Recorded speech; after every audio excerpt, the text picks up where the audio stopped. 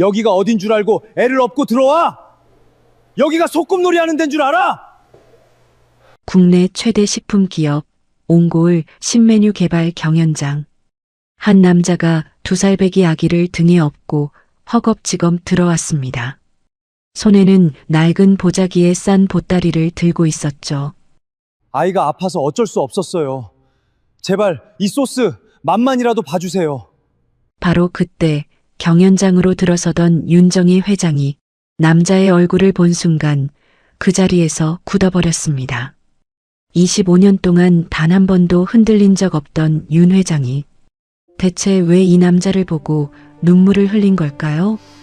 이야기 시작 전 구독과 좋아요를 눌러주시고 어디서 듣고 계신지 댓글 남겨주시면 그곳에 행복이 가득하길 바라겠습니다. 서울 한복판 유리로 높이 솟은 건물 하나가 아침 햇살을 받아 눈부시게 빛나고 있었습니다. 건물 앞에는 단정한 글씨로 옹골이라는 이름이 새겨져 있었어요. 대한민국 사람이라면 누구나 한 번쯤 그 이름을 들어보았을 겁니다. 명절이면 집집마다 식탁에 오르는 간장, 된장, 고추장. 그 깊은 손맛을 100년 넘게 지켜온 전통 한식의 자존심. 그곳이 바로 옹골이었습니다. 오늘은 옹골이 1년에 단 한 번 여는 큰 행사가 있는 날이었어요. 전국에 내로라 하는 젊은 요리사들을 불러 모아 그 중에서 진짜 실력 있는 사람을 가려 뽑는 신메뉴 개발 경연. 그 첫 관문인 1차 테스트가 바로 오늘이었죠. 자신만의 소스를 만들어와 심사위원 앞에서 선보이는 자리였습니다. 행사장 안은 이른 아침부터 팽팽한 긴장감으로 가득했어요. 칼같이 다려진 새하얀 조리복을 입은 요리사들이 줄지어 들어섰습니다. 하나같이 자세가 반듯하고 눈빛이 날카로웠어요. 손에는 값비싼 도구들이 들려 있었고 어깨에는 자신감이 잔뜩 실려 있었습니다. 누가 봐도 좋은 학교를 나오고 좋은 곳에서 배운 사람들이었죠. 그 화려한 사람들 사이로 어울리지 않는 한 사람이 허겁지겁 들어섰습니다. 30살 청년 조현우였어요. 현우의 옷차림은 한눈에 봐도 초라했습니다. 색이 바랜 점퍼는 소매 끝이 달아 있었고 신발은 오래 신어 코가 다 벗겨져 있었어요. 막 뛰어온 듯 머리카락은 땀에 젖어 축 늘어져 있었죠.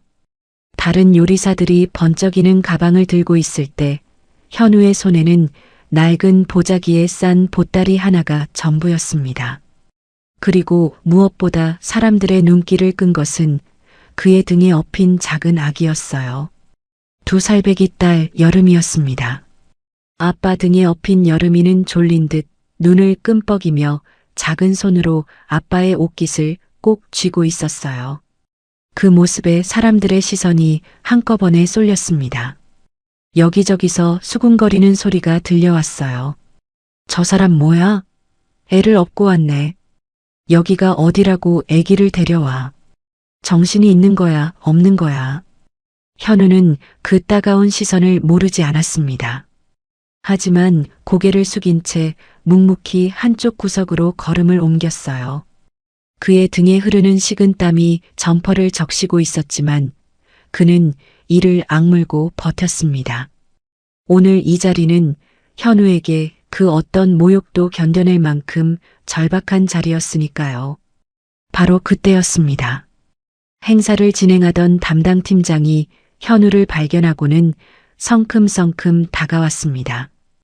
단정하게 빗어넘긴 머리에 비싼 양복을 빼입은 남자였습니다. 그는 현우를 위아래로 훑어보더니 입꼬리를 비틀며 비웃었어요. 이봐요, 여기가 어딘 줄 알고 들어온 거예요? 동냥하러 온 거면 잘못 찾아왔어요. 당장 나가요. 순간 행사장 안에 작은 웃음소리가 퍼졌습니다. 현우의 얼굴이 화끈 달아올랐어요. 현우는 보따리를 두 손으로 꼭 끌어안으며 차분하게 입을 열었습니다. 저도 경연에 참가하러 온 요리사입니다. 신청서도 냈습니다. 그 말에 팀장의 눈썹이 꿈틀했습니다. 그는 들고 있던 서류를 뒤적이더니 명단에서 현우의 이름을 찾아냈어요. 하지만 그 옆에 적힌 내용을 보고는 코웃음을 쳤습니다. 정식으로 요리를 배운 학교도 번듯한 식당에서 일한 경력도 그 어디에도 적혀 있지 않았으니까요. 동네 식당 설거지와 야간 배달. 현우가 적어낸 경력은 그게 전부였습니다. 아? 이력서 한번 화려하시네. 설거지나 하던 사람이 무슨 요리 경연이야. 게다가 애까지 업고 와서는. 팀장은 들으라는 듯 큰 소리로 비아냥거렸습니다. 주변의 요리사들이 또 한 번 키득거렸어요. 어떤 이는 대놓고 손가락질을 했고 어떤 이는 더럽다는 듯 고개를 돌렸습니다. 현우는 입술을 깨물었어요. 등에 업힌 여름이가 그 소란에 놀랐는지 칭얼거리기 시작했습니다. 현우는 한 손을 뒤로 뻗어 딸의 등을 토닥였어요. 부탁드립니다. 제가 만든 소스 딱 한 번만 봐주십시오. 맛만이라도 봐주세요. 현우는 떨리는 손으로 보따리를 풀었습니다.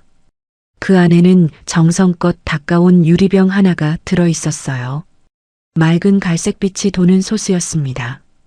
현우가 며칠 밤을 새워 만든 그의 모든 것이 담긴 소스였어요. 하지만 팀장은 거들떠보지도 않았습니다. 여기가 무슨 애들 소꿉 장난하는 데인 줄 알아? 당장 나가요. 경비, 이 사람 당장 끌어내. 팀장이 손짓을 하자 건장한 경비원 둘이 다가왔습니다. 그들은 양쪽에서 현우의 팔을 거칠게 붙잡았습니다. 현우는 끌려나가지 않으려 버텼습니다. 잠깐만요. 이 소스 한 번만 봐주세요. 제발. 하지만 경비원의 힘을 당해낼 수는 없었습니다. 현우가 휘청하는 순간 손에 들고 있던 유리병이 그만 바닥으로 떨어졌어요. 다행히 깨지지는 않았지만 보따리에 쌓온 다른 재료들이 우르르 바닥에 쏟아졌습니다. 정성껏 손질해온 무, 대파, 마늘 같은 것들이 차가운 대리석 바닥에 나뒹굴었어요.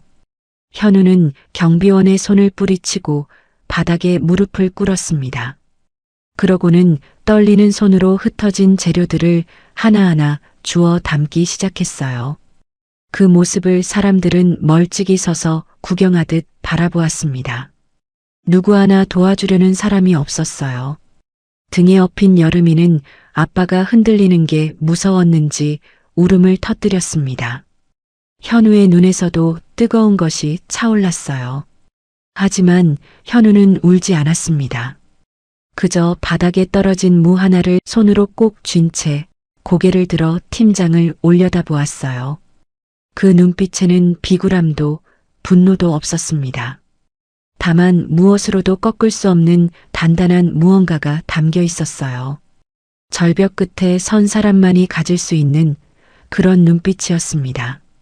바로 그 순간이었어요. 행사장 한쪽 문이 조용히 열렸습니다. 누군가 들어서는 기척에 시끌벅적하던 행사장이 순식간에 물을 끼얹은 듯 조용해졌습니다. 사람들이 일제히 고개를 숙이며 길을 비켰어요. 옹고을의 최고 권력자 윤정희 회장이었습니다. 올해로 55, 단정하게 빗어넘긴 머리에 흐트러짐 하나 없는 정장 차림. 한 걸음 한 걸음 내딛는 걸음걸이에서부터 범접할 수 없는 위엄이 흘렀죠. 정의는 평소 행사장에 직접 나오는 법이 거의 없었습니다. 그런데 오늘은 어쩐 일인지 예고도 없이 행사장을 둘러보러 나온 것이었어요. 정의의 차가운 시선이 행사장을 천천히 훑었습니다. 바닥에 무릎 꿇은 현우와 그 등에서 울고 있는 아기, 흩어진 재료들이 눈에 들어왔어요. 그녀의 눈썹이 살짝 찌푸려졌습니다. 무슨 소란입니까? 낮지만 또렷한 목소리였어요. 그 한마디에 팀장의 얼굴이 새파랗게 질렸습니다. 그는 허둥지둥 달려와 굽실거리며 말했어요. 회장님, 별일 아닙니다. 자격도 안 되는 자가 막무가내로 들어와서 제가 지금 바로 정리하겠습니다. 경비, 빨리 안 끌어내고 뭐해? 팀장이 다급하게 손짓했습니다. 경비원들이 다시 현우에게 다가서려는 순간 정희의 목소리가 다시 한번 울렸어요. 가만. 그 한마디에 모두가 그 자리에 얼어붙었습니다. 정희의 시선이 천천히 현우에게 향했어요. 그제야 현우가 바닥에서 천천히 몸을 일으켰습니다. 흙 묻은 손, 헝클어진 머리, 땀에 젖은 얼굴. 그 초라한 모습으로 그는 정희를 똑바로 마주 보았어요. 그 순간이었습니다. 정희의 발걸음이 그 자리에 우뚝 멈췄어요. 현우의 얼굴을 마주한 정희의 두 눈이 크게 흔들렸습니다. 가슴 한복판을 무언가가 날카롭게 찌르고 지나간 것 같았어요. 그녀는 자기도 모르게 한 손을 들어 가슴을 짚었습니다. 심장이 쿵 하고 내려앉더니 이내 미친 듯이 빠르게 뛰기 시작했죠. 저 눈빛, 서글프면서도 단단한, 무엇으로도 꺾이지 않는 저 눈빛을 정희는 알고 있었습니다. 아니, 안다고 느꼈어요. 분명 처음 보는 청년인데 어째서 이렇게 가슴이 미어지는 걸까?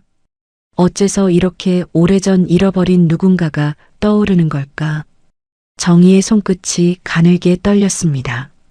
25년 동안 단 한 방울의 눈물도 흘리지 않고 얼음처럼 굳어있던 그녀의 심장이 까닭 모를 떨림으로 요동치고 있었어요. 정희가 그렇게 멈춰 서 있는 동안 현우가 용기를 내어 한 걸음 앞으로 나섰습니다. 그는 떨리는 목소리로 그러나 또박또박 입을 열었어요. 회장님, 한 번만, 제발 한 번만 기회를 주십시오. 저는 이 경연에 꼭 참가해야 합니다. 저에게는 이게 마지막 희망입니다. 마지막이라는 말에 현우의 목소리가 잠겼습니다. 그는 등에 업힌 딸을 살짝 추스르며 말을 이었어요. 화려한 경력은 없지만 제가 만든 이 소스도 공평하게 심사해 주세요. 맛보시면 생각이 달라지실 겁니다. 현우는 바닥에 떨어졌던 유리병을 두 손으로 받쳐들었습니다. 그러고는 정희를 향해 조심스럽게 내밀었어요. 그의 손이 떨리고 있었습니다. 그 떨리는 손에 한 가정의 운명이, 한 아이의 목숨이 걸려 있다는 것을 그 자리에 누구도 알지 못했어요. 정희는 한참 동안 말이 없었습니다. 정희의 시선이 현우의 얼굴과 그가 내민 유리병 사이를 천천히 오갔어요. 한참 만에 정희가 천천히 입을 열었습니다. 소스는 두고 가세요. 현우의 얼굴에 실망의 빛이 스쳤습니다. 하지만 정희의 다음 말이 이어졌습니다. 오늘은 일단 돌아가요. 검토해보고 연락하겠습니다. 그 말에 현우의 눈이 커졌어요. 그것은 거절이 아니었습니다. 적어도 완전한 거절은 아니었어요. 현우는 떨리는 손으로 유리병을 내려놓고는 정희를 향해 허리를 깊이 숙였습니다. 감사합니다. 정말 감사합니다. 현우는 흩어진 재료들을 주섬주섬 보따리에 싸들고 등에 업힌 여름이를 한 번 더 추슬렀습니다. 그리고는 사람들의 시선을 뒤로 한 채 행사장을 빠져나왔어요. 정희는 그 자리에 선 채로 멀어지는 현우의 뒷모습을 가만히 바라보았습니다. 그녀의 시선은 현우의 등에 업힌 작은 아기에게로 옮겨갔습니다. 아빠 등에 엎여 칭얼대던 여름이가 무언가를 잡으려는 듯 작은 팔을 허공으로 뻗고 있었어요. 헐렁한 소매 사이로 가느다란 손목이 살짝 드러났습니다. 정희의 눈길이 무심코 그 작은 손목을 향했어요. 무언가 햇빛을 받아 반짝하고 빛나는 것이 그곳에 있는 것도 같았습니다. 정희는 자기도 모르게 한 걸음 그쪽으로 발을 내디뎠어요. 하지만 그 순간 현우와 여름이는 행사장 문을 지나 복도 너머로 사라져버렸습니다. 정희는 멈춰선 채 한참을 그 자리에 서 있었어요. 방금 전 가슴을 찌르고 지나간 그 알 수 없는 떨림이 좀처럼 가라앉지 않았습니다. 정희는 다시 한번 가슴을 지그시 눌렀어요. 그러고는 나직이 혼잣말처럼 중얼거렸습니다. 그 사람 눈빛이 어째서. 그때까지만 해도 정희는 알지 못했습니다.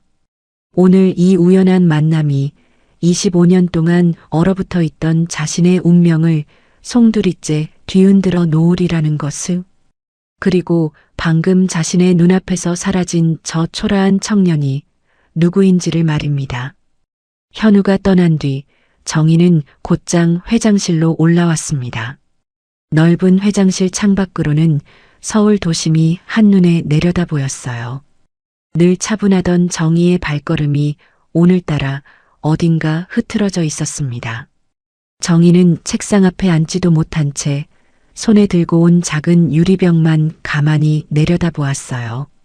현우가 두고 간 그 소스였습니다. 맑은 갈색빛이 도는 평범한 소스. 누가 봐도 특별할 것 없어 보이는 작은 병이었어요. 하지만 정희는 그 병에서 좀처럼 눈을 떼지 못했습니다. 아까 행사장에서 느꼈던 그 알 수 없는 떨림이 아직도 가슴 한구석에 남아 있었거든요. 정희는 천천히 병뚜껑을 열었습니다. 그러자 코끝으로 은은한 향이 스며들었어요.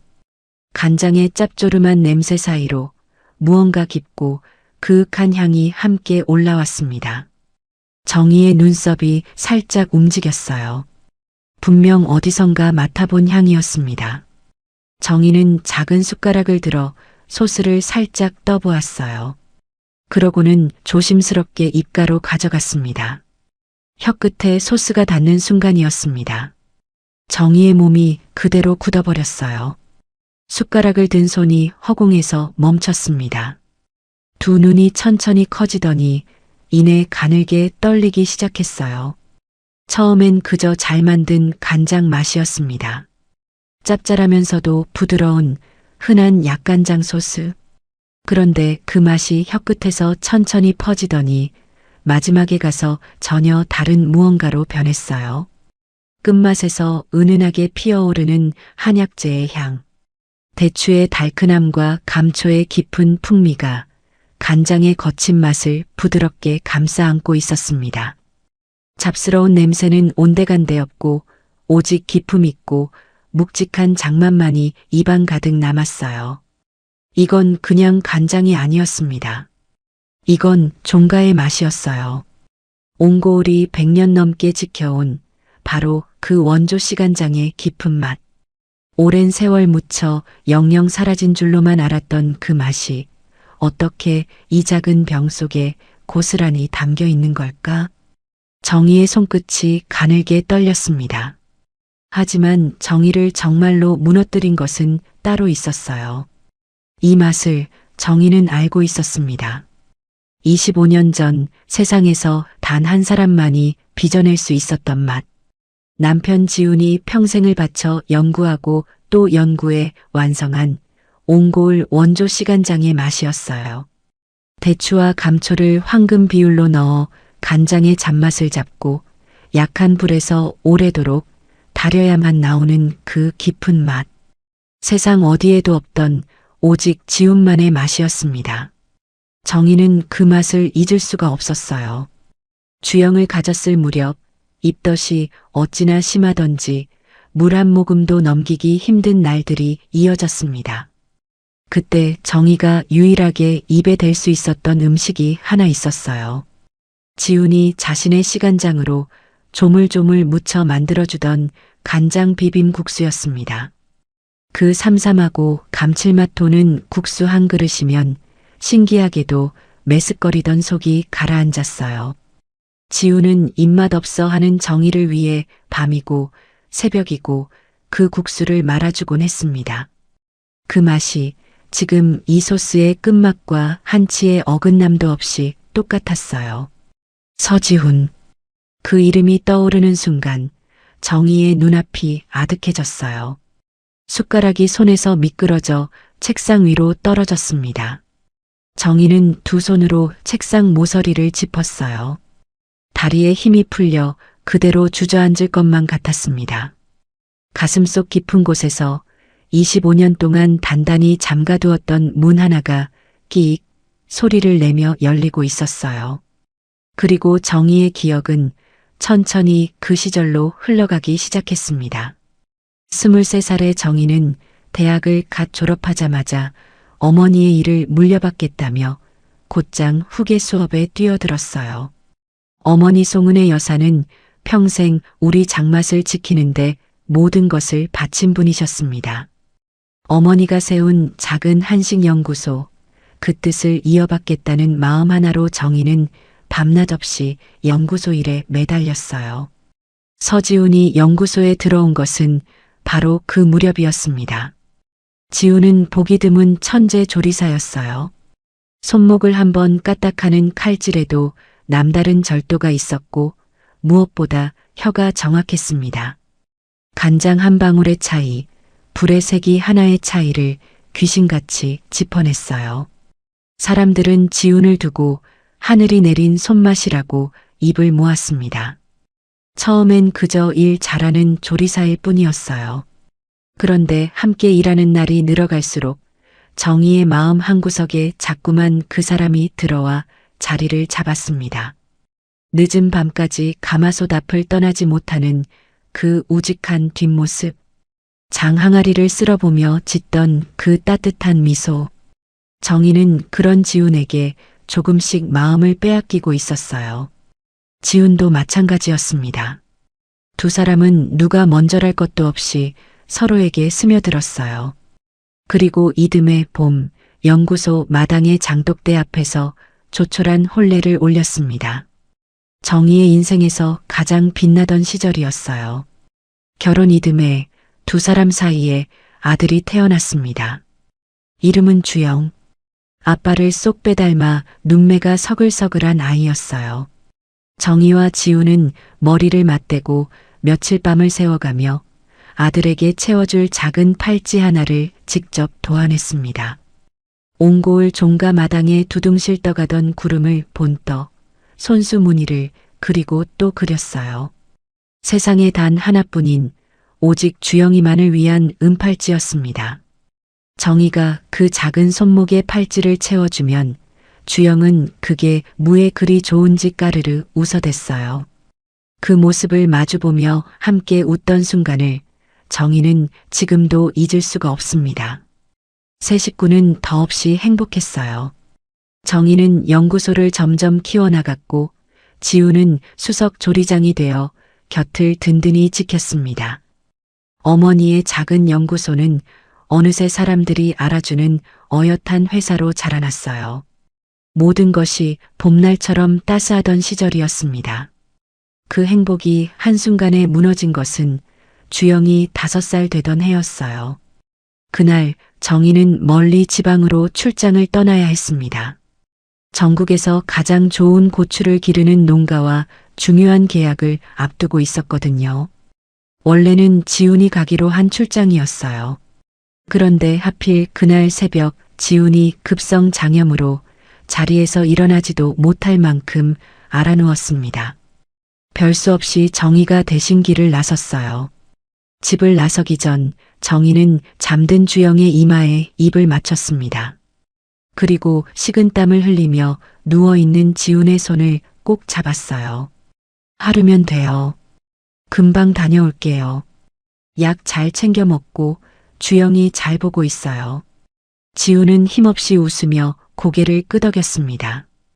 그것이 정희가 본 남편의 마지막 모습이었어요. 그날 밤 집에 불이 났습니다. 출장지에서 그 소식을 들은 정희는 그 자리에서 정신을 잃고 쓰러졌어요. 밤새 차를 달려 돌아왔지만 집은 이미 형체도 알아볼 수 없이 까맣게 타버린 뒤였습니다. 그 불길 속에서 지훈과 주영은 끝내 돌아오지 못했어요. 남편도 5살 어린 아들도 한날 한시에 정희의 곁을 떠나버린 것입니다. 정희는 그 자리에 무너져 짐승처럼 울부짖었어요. 내가 집에 있었더라면, 내가 출장을 가지 않았더라면, 아니, 차라리 그날 내가 그 불길 속에 함께 있었더라면, 그 모진 생각들이 25년이 지난 지금까지도 정희의 가슴을 칼처럼 후벼 팠습니다. 더 견디기 힘든 것은 그날 왜 그런 일이 일어났는지 끝내 알 수 없었다는 것이었어요. 오래된 집의 낡은 전기 탓이라고들 했습니다. 하지만 정희는 도무지 그 말을 받아들일 수가 없었어요. 멀쩡하던 집이 어째서 하필 그날 밤 그렇게 흔적도 없이 타버려야 했는지 그 의문은 풀리지 않은 채 가슴 깊은 곳에 그대로 못이 되어 박혀버렸습니다. 그날 이후 정희는 단 한 방울의 눈물도 보이지 않았어요. 슬픔을 드러내는 대신 정희는 자신을 통째로 일에 던졌습니다. 옹고우를 대한민국에서 가장 큰 식품 기업으로 키워냈어요. 그렇게 옹고울이 세상에 우뚝 섰습니다. 사람들은 그런 정의를 두고 피도 눈물도 없는 독한 사람이라며 수군거렸어요. 자식 잃은 어미가 어쩌면 저리 멀쩡하게 일만 하느냐고 등 뒤에서 손가락질하는 이들도 있었습니다. 하지만 아무도 알지 못했어요. 그 도끼가 사실은 한순간이라도 무너지면 영영 다시 일어서지 못할까봐 스스로를 꽁꽁 올가맨 사슬이었다는 것을. 정희의 심장은 그날 그 불길 속에서 이미 함께 타 죽은 것이나 다름없었습니다. 회장님, 회장님? 비서의 조심스러운 목소리에 정희는 퍼뜩 정신을 차렸어요.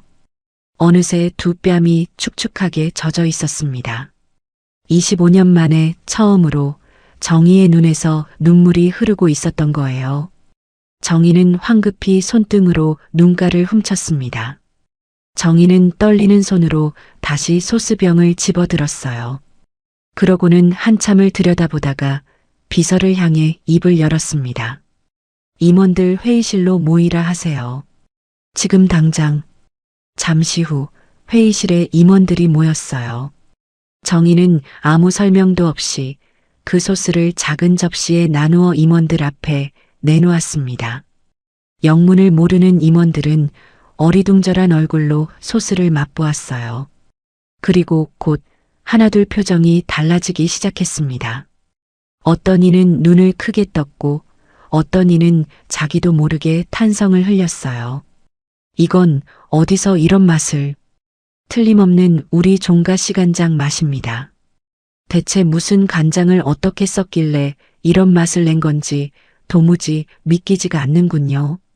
정희는 그 모습을 가만히 지켜보다가 낮고 단호한 목소리로 말했습니다. 오늘 1차 테스트에 온 조현우라는 사람입니다. 그 사람을 2차 경연에 올리세요. 회장 직권입니다. 순간 회의실 공기가 술렁였어요. 자격 미달로 쫓겨날 뻔했던 사람을 회장이 직접 경연에 올리겠다니. 다들 놀란 기색이 역력했습니다. 바로 그때 한쪽에 앉아있던 한 여자가 못마땅한 표정으로 입을 열었어요. 장미숙 이사였습니다. 회장님, 아무리 그래도 절차라는 게 있지 않습니까? 변변한 경력도 검증도 안 된 사람을 회장님 직권으로 올리신다면 다른 참가자들이 가만히 있겠어요? 괜한 잡음만 생길 텐데요. 미숙의 목소리에는 가시가 돋쳐 있었어요. 하지만 정희는 미숙 쪽으로 눈길조차 주지 않았습니다. 그저 차갑게 한마디를 남길 뿐이었어요. 수십 년간 옹고울의 시간장 맛을 재현한 사람이 있었던가요? 내가 책임집니다. 그렇게 진행하세요. 미숙의 얼굴이 살짝 일그러졌어요. 하지만 정희의 단호한 태도 앞에서 더는 아무 말도 하지 못했습니다. 미숙은 입술을 꾹 다문 채 정희의 손에 들린 소스병을 가만히 노려보았어요. 임원들이 모두 회의실을 빠져나간 뒤에도 정희는 홀로 그 자리에 남았습니다. 정희는 창가로 다가가 손에 든 소스병을 햇빛에 비춰보았어요. 맑은 갈색빛이 햇살을 받아 영롱하게 일렁였습니다. 25년 전 영영 사라진 줄 알았던 그 맛이 어떻게 이 세상에 다시 나타난 걸까? 게다가 그 맛을 가져온 청년의 그 눈빛은 어째서 그토록 그 일을 닮았던 걸까? 정희의 가슴이 다시 한번 묵직하게 내려앉았어요. 정희는 소스병을 두 손으로 꼭 감싸 쥐었습니다. 그러고는 나직이 다짐하듯 중얼거렸어요. 그 사람을 반드시 다시 만나야겠어. 그 순간 정희는 알지 못했습니다. 자신이 방금 무심코 잡아당긴 그 가느다란 실한 가닥이 25년 동안 어둠 속에 묻혀있던 끔찍한 진실의 끝자락이라는 것을, 그리고 그 실을 끝까지 당기는 날 자신과 옹고을의 운명이 송두리째 뒤바뀌게 되리라는 것을 말입니다. 옹고을 본사를 나선 현우는 한참을 걸어 버스 정류장에 다다랐습니다. 등에 업힌 여름이는 어느새 잠이 들어 있었어요. 작은 숨소리가 새근새근 현우의 어깨에 닿았습니다.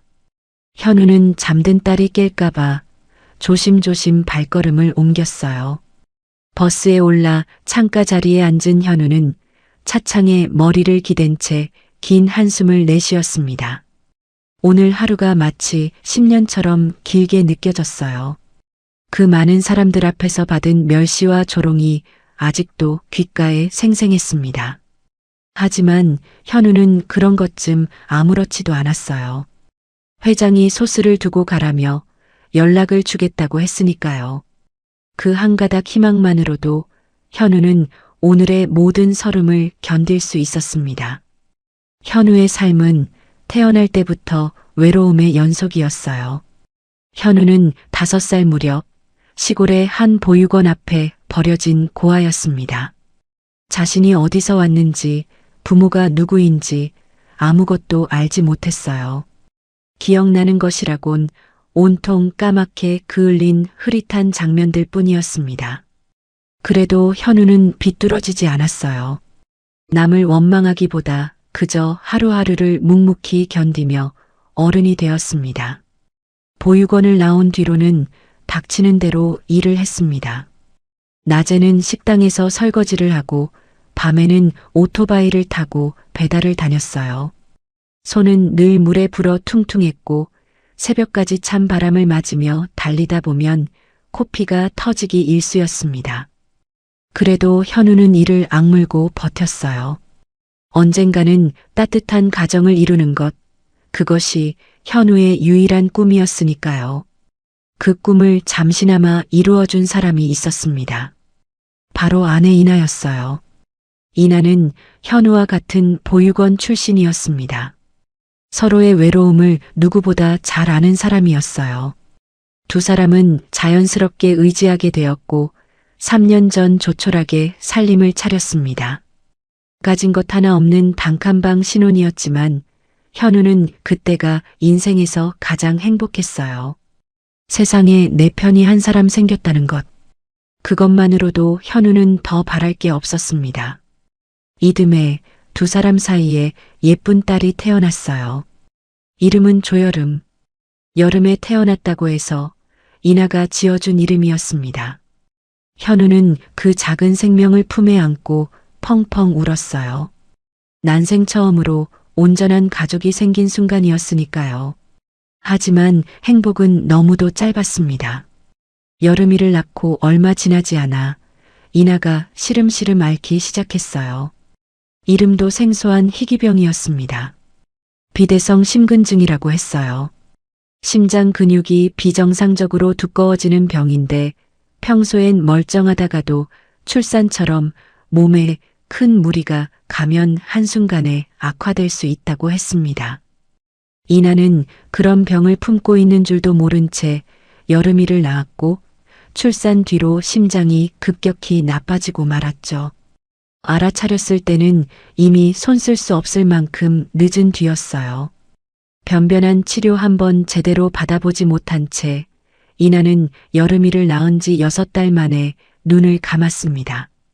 현우는 또다시 혼자가 되었어요. 아니, 이번에는 혼자가 아니었습니다. 품에 안긴 여름이가 있었으니까요. 현우는 다짐했어요. 무슨 일이 있어도 이 아이만큼은 지켜내겠다고. 이나모까지 2배로 사랑해주겠다고요. 그런데 모진 시련은 거기서 끝나지 않았어요. 여름이가 돌이 지날 무렵 현우는 청천벽력 같은 말을 들었습니다. 여름이의 작은 심장에도 병이 있다는 것이었어요. 태어날 때부터 심장이 온전하지 못한 선천성 심장병이라고 했습니다. 진단서를 받아든 현우는 그 자리에 주저앉고 말았어요. 두 다리가 후들거려 도무지 일어설 수가 없었습니다. 현우는 하늘이 원망스러워 견딜 수가 없었어요. 하지만 의사의 다음 말이 꺼져가던 현우의 가슴에 작은 불씨를 되살렸습니다.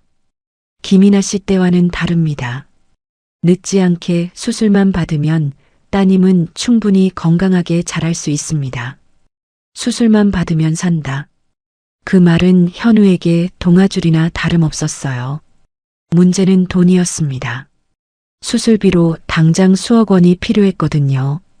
평생 설거지와 배달로 하루 벌어 하루 먹고 살던 현우에게 그것은 하늘의 별을 따오라는 말과 같았습니다. 그래도 현우는 포기하지 않았어요. 여름이를 살릴 수만 있다면 무슨 짓이든 할 수 있었으니까요. 그렇게 현우가 마지막으로 붙잡은 동아줄이 바로 오늘 옹고을의 경연이었습니다. 우승 상금이면 여름이 수술비를 마련할 수 있었거든요. 그런데 경연 전날 밀린 병원비를 해결하지 못해 강제로 퇴원을 당하고 말았습니다. 아이를 맡길 곳 하나 없던 현우는 결국 여름이를 업고 그 큰 행사장에 들어설 수밖에 없었던 거예요. 집에 도착한 현우는 잠든 여름이를 낡은 이불 위에 살며시 뉘었습니다. 단칸방은 외풍이 심해 늘 서늘했어요.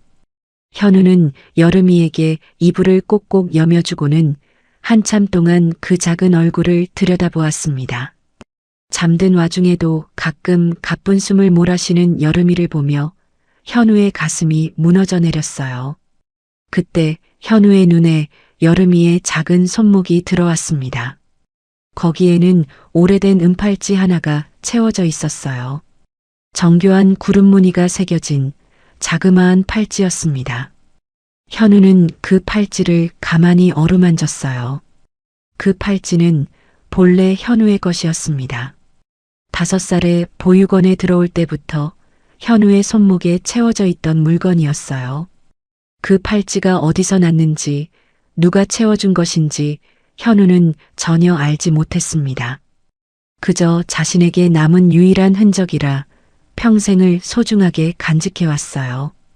그리고 여름이가 태어나면서 그 은팔찌를 여름이 손목에 채워준 거였죠. 여름이를 재운 현우는 방 한쪽 구석으로 향했습니다. 그곳에는 현우가 목숨처럼 아끼는 낡은 보물 상자 하나가 놓여 있었어요. 현우는 조심스럽게 그 뚜껑을 열었습니다. 상자 안에는 세월의 때가 잔뜩 묻은 가죽 다이어리 한 권이 들어 있었어요. 여기저기 불에 그을린 자국이 선명한 오래된 다이어리였습니다. 이 다이어리 역시 팔찌와 마찬가지로 보육원에 들어올 때부터 현우가 지니고 있던 물건이었어요. 누구의 것인지 어떻게 자신에게 오게 된 것인지 현우는 알지 못했습니다. 다만 어린 시절부터 이상하게도 이 다이어리만큼은 절대 손에서 놓으면 안 될 것 같은 기분이 들었어요.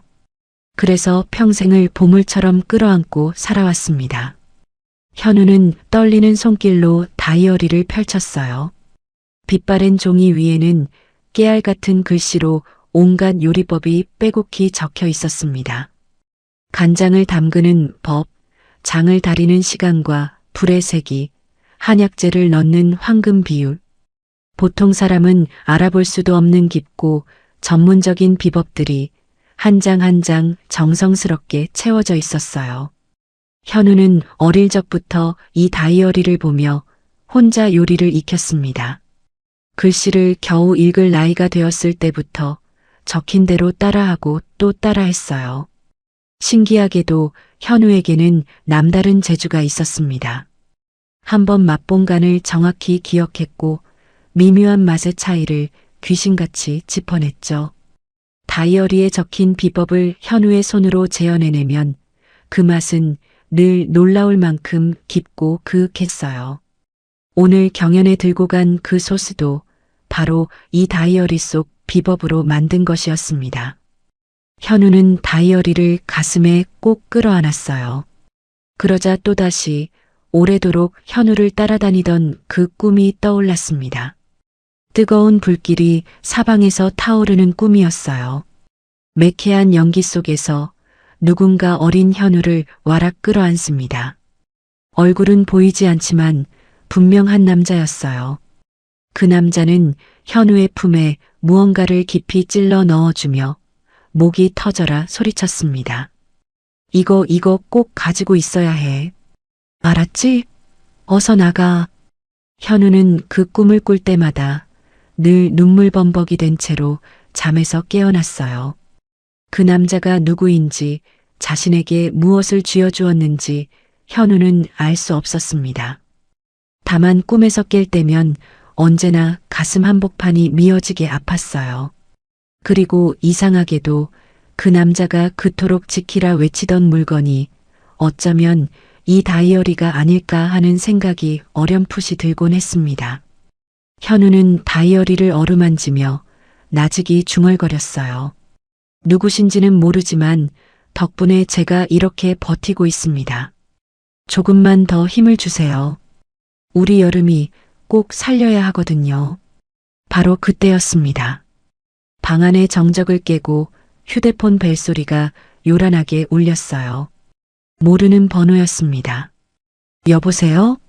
수화기 너머에서 차분하고 또렷한 목소리가 들려왔어요. 안녕하십니까? 옹고을 회장 비서실입니다. 조현우 씨 되시죠? 회장님 지시로 이번 2차 경연에 참가하실 수 있는 기회를 드리기로 했습니다. 순간 현우는 자신의 귀를 의심했습니다. 들고 있던 휴대폰을 떨어뜨릴 뻔했어요. 저를요? 정말로 제가 경연에 나갈 수 있는 겁니까? 네. 자세한 일정은 내일 문자로 보내드리겠습니다. 그리고 한 가지 더 전해드릴 말씀이 있습니다. 따로 아이 맡길 곳이 마땅치 않으시면 경연장에 아이를 데려와도 좋다고 회장님께서 특별히 허락하셨습니다. 아무 염려 마시고 마음 편히 준비하시면 됩니다. 그 말에 현우의 목이 메었습니다.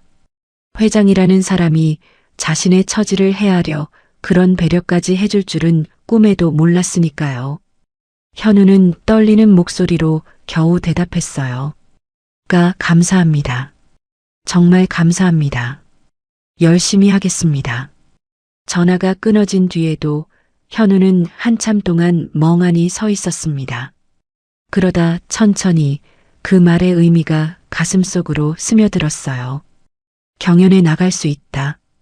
여름이를 살릴 기회가 정말로 생긴 것입니다.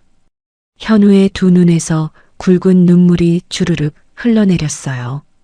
현우는 곤히 잠든 여름이에게 다가가 그 작은 몸을 가만히 끌어안았습니다. 행여 깰까봐 소리 죽여 흐느끼면서요. 여름아, 들었지? 아빠한테 기회가 왔어. 조금만 참아. 아빠가 꼭 살릴게. 무슨 일이 있어도 너만큼은 꼭 지킬 거야. 잠든 여름이의 작은 손목에서 오래된 은팔찌가 희미한 달빛을 받아 조용히 빛나고 있었습니다. 그 팔찌가 앞으로 어떤 거대한 비밀의 문을 열어젖히게 될지 그날 밤 현우는 꿈에도 알지 못했어요. 드디어 2차 경연이 열리는 날이 밝았습니다. 옹고을 본사 대강당에는 커다란 조리대가 줄지어 놓이고 전국에서 뽑힌 요리사들이 저마다 비장한 얼굴로 자리를 잡았어요. 심사석 한가운데에는 윤정희 회장이, 그 양옆으로는 옹고을의 임원들이 근엄하게 앉아 있었습니다. 그 긴장된 공기를 가르고 현우가 강당 안으로 들어섰어요. 이번에도 등에는 어김없이 여름이가 엎여 있었습니다. 그 모습을 본 임원들이 못마땅한 듯 혀를 찼어요. 경연장에 아기를 업고 온 참가자라니 옹고을 역사에 없던 일이었으니까요. 하지만 누구도 대놓고 뭐라 하지는 못했습니다. 회장이 직접 참가를 지시한 데다 아이를 데려와도 좋다는 허락까지 내린 것을 다들 알고 있었거든요. 자리를 찾아 두리번거리는 현우에게 한 여직원이 조심스레 다가왔어요. 행사 진행을 돕던 젊은 직원이었습니다. 저 요리하시는 동안 제가 아기를 봐드릴까요? 불 앞에서 아기를 업고 계시면 위험해서요. 뜻밖의 친절에 현우의 눈이 동그래졌어요. 그 큰 회사에서 자신에게 따뜻한 말을 건네는 사람은 처음이었으니까요. 현우는 몇 번이고 고개를 숙이며 고마워했습니다.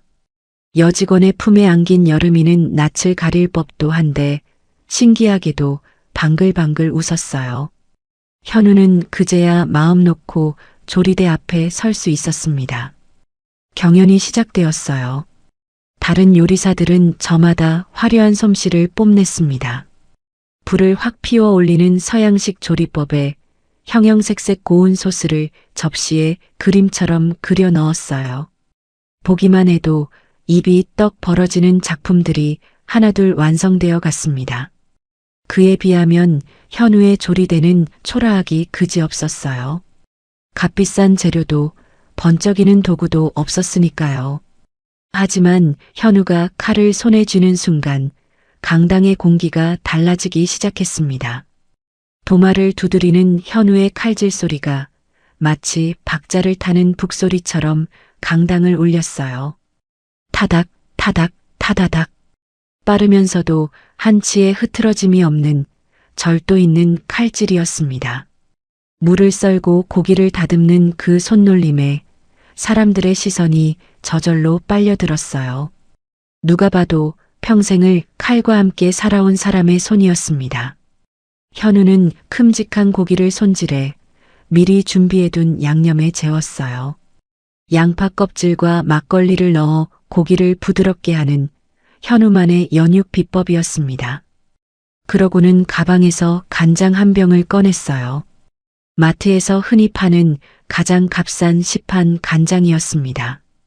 그 모습을 본 사람들이 술렁이기 시작했어요. 옆자리에 한 요리사가 코웃음을 치며 비아냥거렸습니다.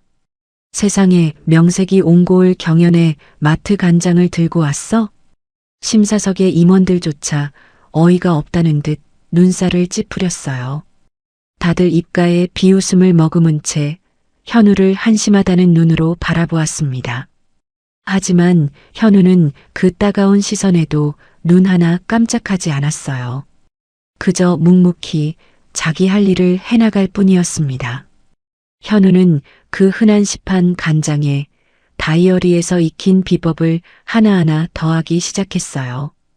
대추 몇 알, 감초 몇 쪽, 그리고 이름도 생소한 한약재들을 황금 비율로 넣고는 약한 불에서 정성껏 다리기 시작했습니다. 싸구려 간장의 거친 맛과 잡내를 잡아 깊고 그윽한 종가의 장맛으로 되살려내는 작업이었어요. 솥안의 양념이 보글보글 끓어오르며 점점 묵직한 빛깔로 졸아들었습니다. 현우는 그 양념을 손질해둔 고기에 부어 무쇠솥 안에서 천천히 졸이기 시작했어요.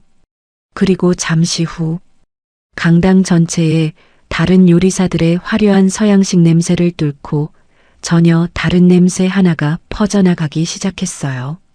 묵직하고 그윽하면서도 어딘가 아련하게 사람의 마음을 잡아끄는 냄새.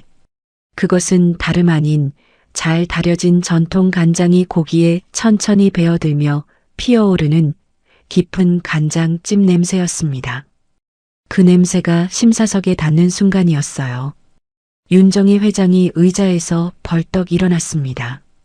옆에 앉은 임원들이 깜짝 놀라 정의를 올려다보았어요. 평소 그 어떤 일에도 흔들림이 없던 회장이 새파랗게 질린 얼굴로 일어선 것이었으니까요. 하지만 정의의 귀에는 아무 소리도 들리지 않았습니다. 정의의 머릿속은 온통 그 냄새가 끌어올린 까마득한 옛 기억으로 가득 차 있었어요. 25년 전 옹고을 종가마당. 커다란 가마솥 앞에서 남편 지훈이 온종일 장을 다리던 그 시절, 마당 가득 퍼지던 바로 그 간장찜 냄새가 지금 이 강당에 그때 그대로 되살아나 있었습니다. 정희는 떨리는 손으로 가슴을 움켜쥐었어요. 다리에 힘이 풀려 비틀거리는 정희를 옆에 있던 비서가 황급히 부축했습니다. 회장님, 괜찮으십니까? 정희는 간신히 정신을 붙들고 다시 자리에 앉았어요. 하지만 두 눈은 여전히 현우에게서 떨어질 줄을 몰랐습니다. 이윽고 현우의 요리가 완성되었어요. 무쇠솥 뚜껑이 열리자 윤기가 자르르 흐르는 간장찜이 그 모습을 드러냈습니다.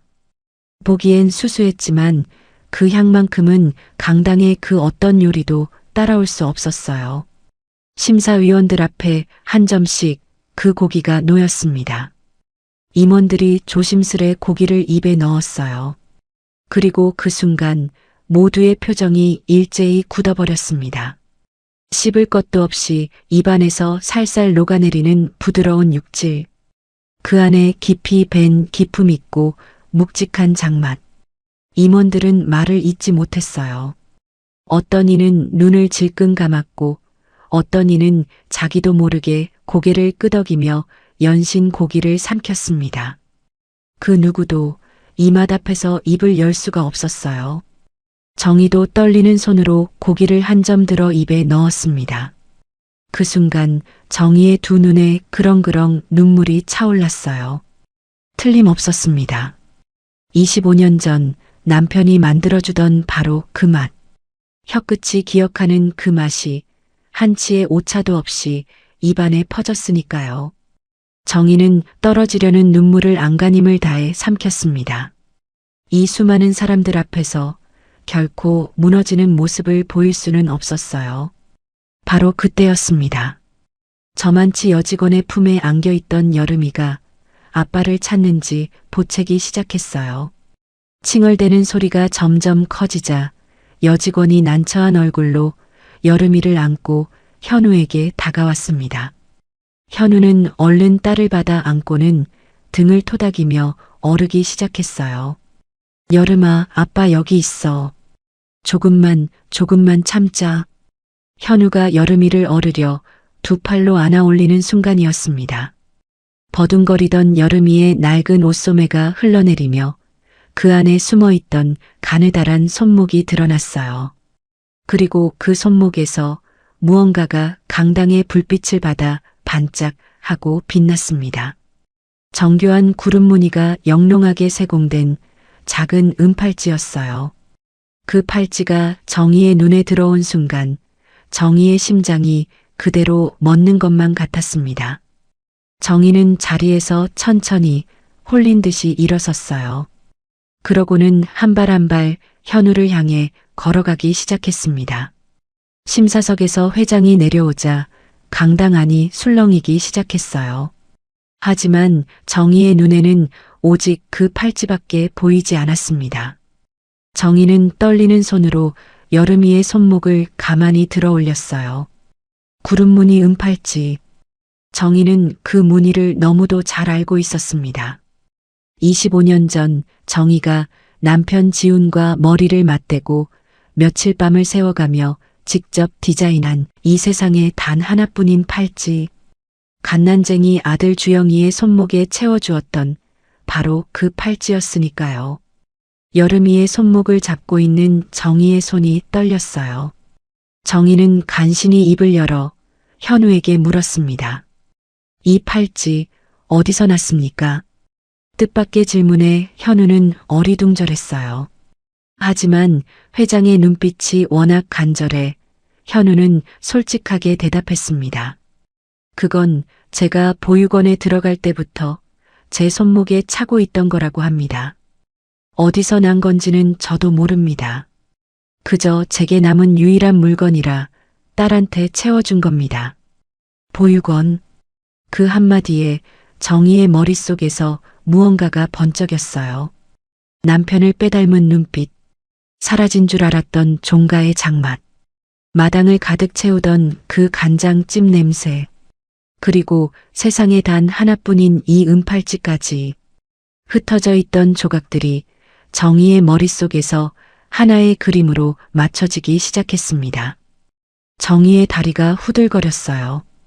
당장이라도 현우를 붙잡고 혹시 내가 내 아들이 아니냐고 울부짖고 싶었습니다. 하지만 정희는 이를 악물고 그 마음을 억눌렀어요. 아직은 안 된다. 확인되지 않은 일로 이 수많은 눈들 앞에서 함부로 입을 열어서는 안 된다. 정희는 평생을 그렇게 감정을 억누르며 살아온 사람이었으니까요. 정희는 떨리는 손을 거두고 애써 차분한 목소리로 말했습니다. 아닙니다. 오늘 경연 수고 많았어요. 결과는 추후에 알려드리겠습니다. 정희는 그 말만 남기고 황급히 강당을 빠져나갔어요. 남겨진 사람들은 영문을 몰라 어리둥절할 뿐이었습니다. 그런데 그 모든 광경을 멀찍이서 매서운 눈으로 지켜보는 사람이 있었어요. 바로 장미숙 이사였습니다. 회장이 한낱 이름 없는 참가자에게 보인 그 이상한 행동들이 미숙의 가슴에 알 수 없는 불안의 씨앗을 심어 놓았습니다. 미숙은 멀어지는 정희의 뒷모습과 여전히 여름이를 안고 선 현우를 번갈아 노려보았어요. 그 눈빛이 점점 더 싸늘하게 식어갔습니다. 한편 황급히 강당을 나서는 정희를 비서가 다급히 뒤따라 나왔어요. 회장의 안색이 심상치 않았으니까요. 인적 없는 복도 한쪽에 다다르자 정희는 걸음을 멈추고 비서를 가까이 불렀습니다. 정희의 목소리는 여전히 가늘게 떨리고 있었어요. 아까 그 사람 조현우라고 했지? 아무도 모르게 유전자 검사를 해줘.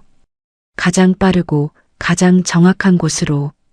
비서는 영문을 몰라 잠시 머뭇거렸지만 회장의 서슬퍼런 표정에 더는 아무것도 묻지 못했어요. 정희는 비서의 눈을 똑바로 보며 한마디 한마디 힘주어 말했습니다. 이 일은 김 실장과 나, 우리 둘만 아는 거야. 절대 밖으로 새어나가서는 안 돼. 결과가 나오는 즉시 나한테만 직접 보고해. 비서는 깊이 고개를 숙이고는 곧장 강당으로 되돌아가 현우가 쓰던 유리컵을 조심스레 챙겼어요. 그리고 그 길로 회장의 지시대로 은밀히 유전자 검사를 의뢰했습니다. 그날 밤 정희는 서재에 홀로 앉아 뜬 눈으로 밤을 지새웠습니다. 정희의 손에는 오래도록 간직해온 낡은 종이 한 장이 들려 있었어요. 25년 전 남편 지훈과 머리를 맞대고 그렸던 바로 그 팔찌 도안이었습니다. 구름 무늬가 정성스레 그려진 그 빛바랜 도안을 정희는 가슴에 꼭 끌어안았어요. 낮에 본 여름이의 손목, 그 팔찌의 무늬가 이 도안과 한치의 어긋남도 없이 똑같았으니까요. 정희는 떨리는 목소리로 혼잣말을 되뇌었습니다. 만약에 정말로 그 아이가 우리 주영이라면. 차마 그 뒷말을 잊지 못한 채 정희의 두 눈에서 뜨거운 눈물이 소리 없이 흘러내렸어요. 25년 전 그날 까맣게 타버린 집과 함께 묻어버렸던 한 가닥 희망이 다시 정희의 가슴 속에서 위태롭게 피어오르고 있었습니다. 그것이 기적이 될지 아니면 더 깊은 절망이 될지는 아직 아무도 알 수 없었어요. 경연이 끝난 뒤 장미숙 이사는 곧장 자신의 사무실로 돌아왔습니다. 널찍한 이사실 창밖으로 화려한 도심 야경이 펼쳐졌지만 미숙의 눈에는 아무것도 들어오지 않았어요. 미숙은 가죽 의자에 깊숙이 몸을 묻은 채 손톱을 잘근잘근 깨물고 있었습니다. 낮에 경연장에서 본 정희의 모습이 자꾸만 머릿속을 어지럽혔어요. 평생을 얼음장처럼 차갑게 살아온 정희였습니다. 남편과 아들을 한날 한시에 잃고도 눈물 한 방울 보이지 않던 사람. 그런 정희가 한낱 이름도 없는 떠돌이 요리사 앞에서 사시나무 떨듯 떨고 있었어요. 새파랗게 질린 얼굴로 자리에서 벌떡 일어나질 않나 그 남자의 아이 손목을 붙잡고 넋기 나간 듯 바라보질 않나? 도무지 평소에 정의답지 않은 행동이었습니다. 대체 그 자식이 뭐길래? 미숙은 나직이 중얼거렸어요. 그런데 이상하게도 그 젊은 요리사를 떠올리는 순간 이유 모를 한기가 등줄기를 타고 스르륵 흘러내렸습니다.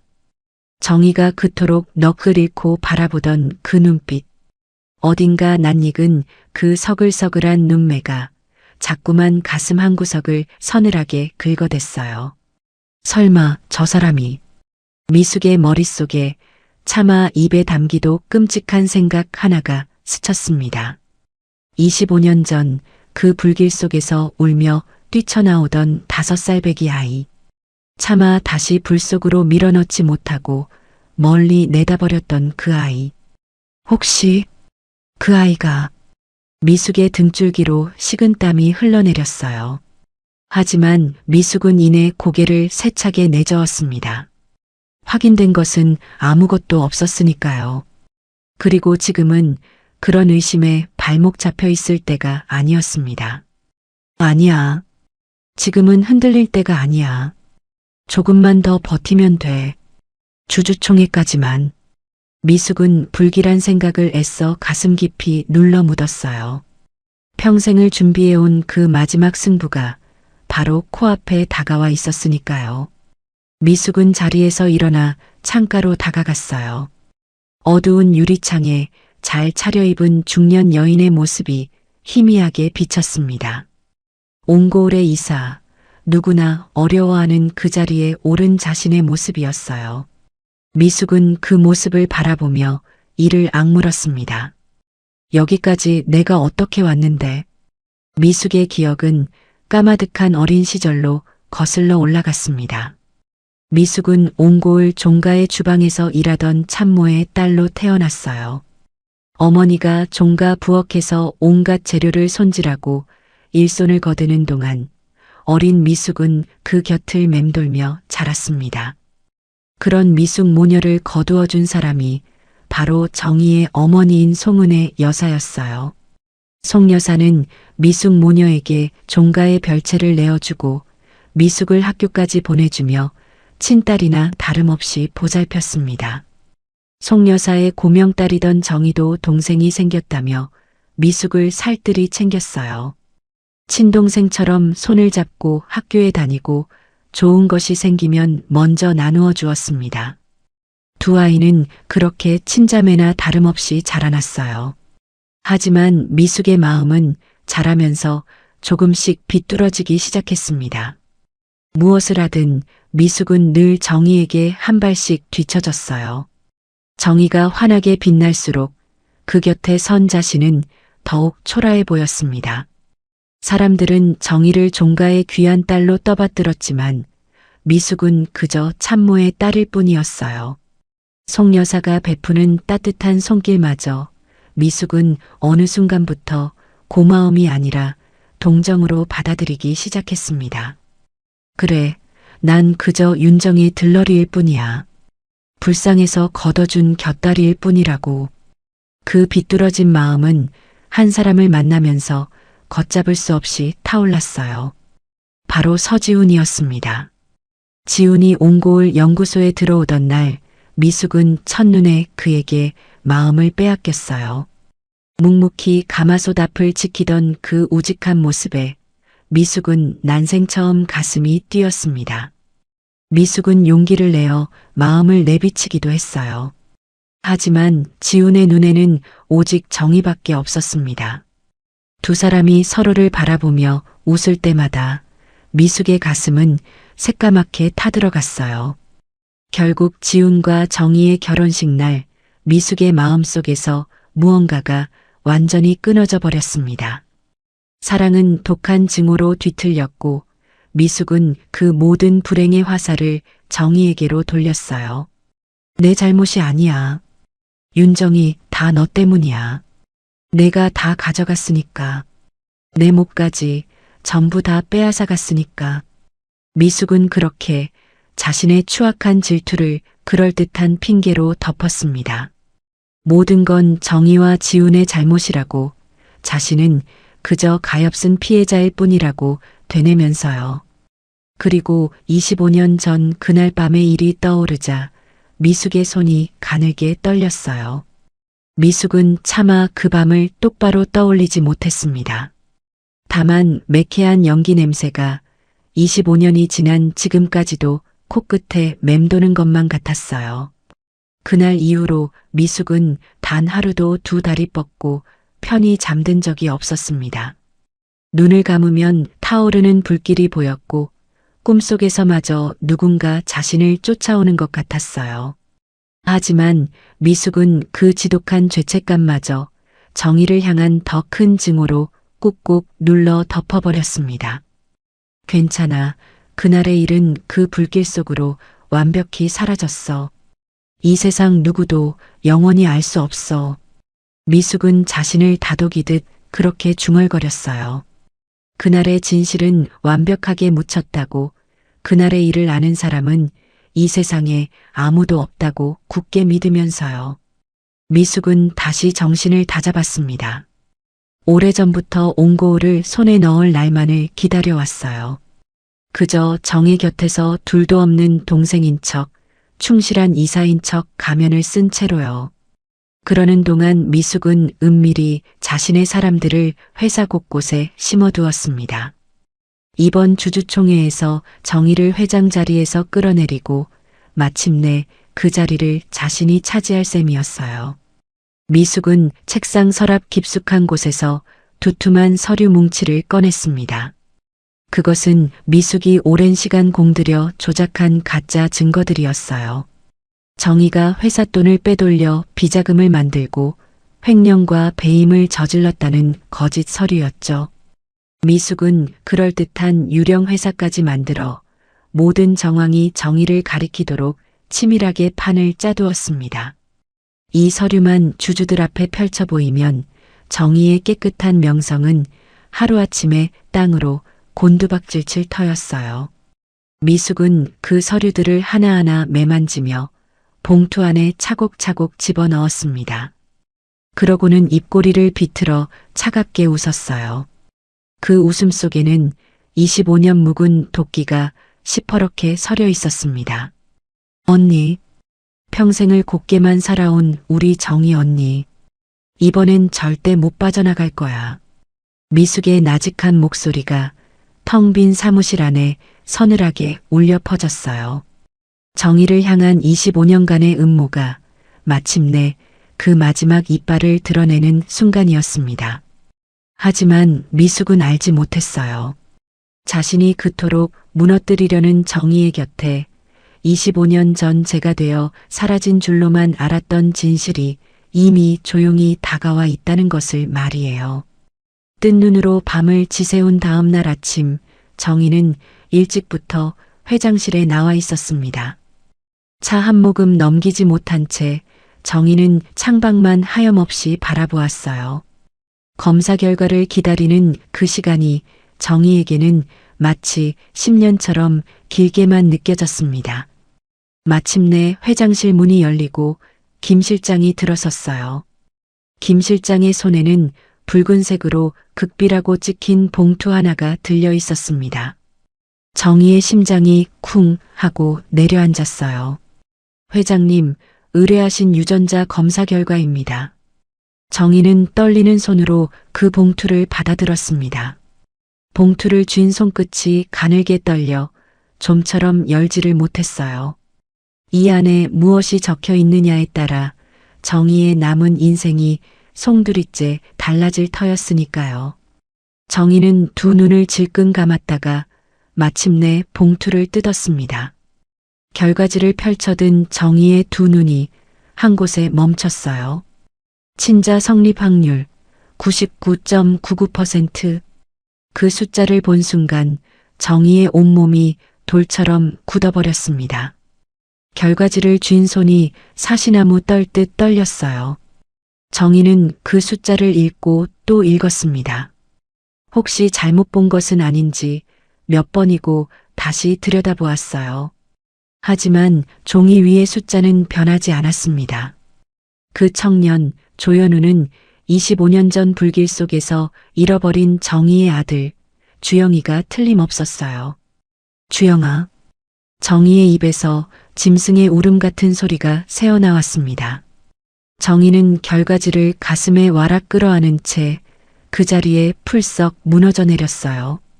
25년 동안 단 한 방울도 흘리지 않으려 안간힘으로 틀어막아 왔던 눈물이 마침내 둑이 터지듯 쏟아져 내렸습니다.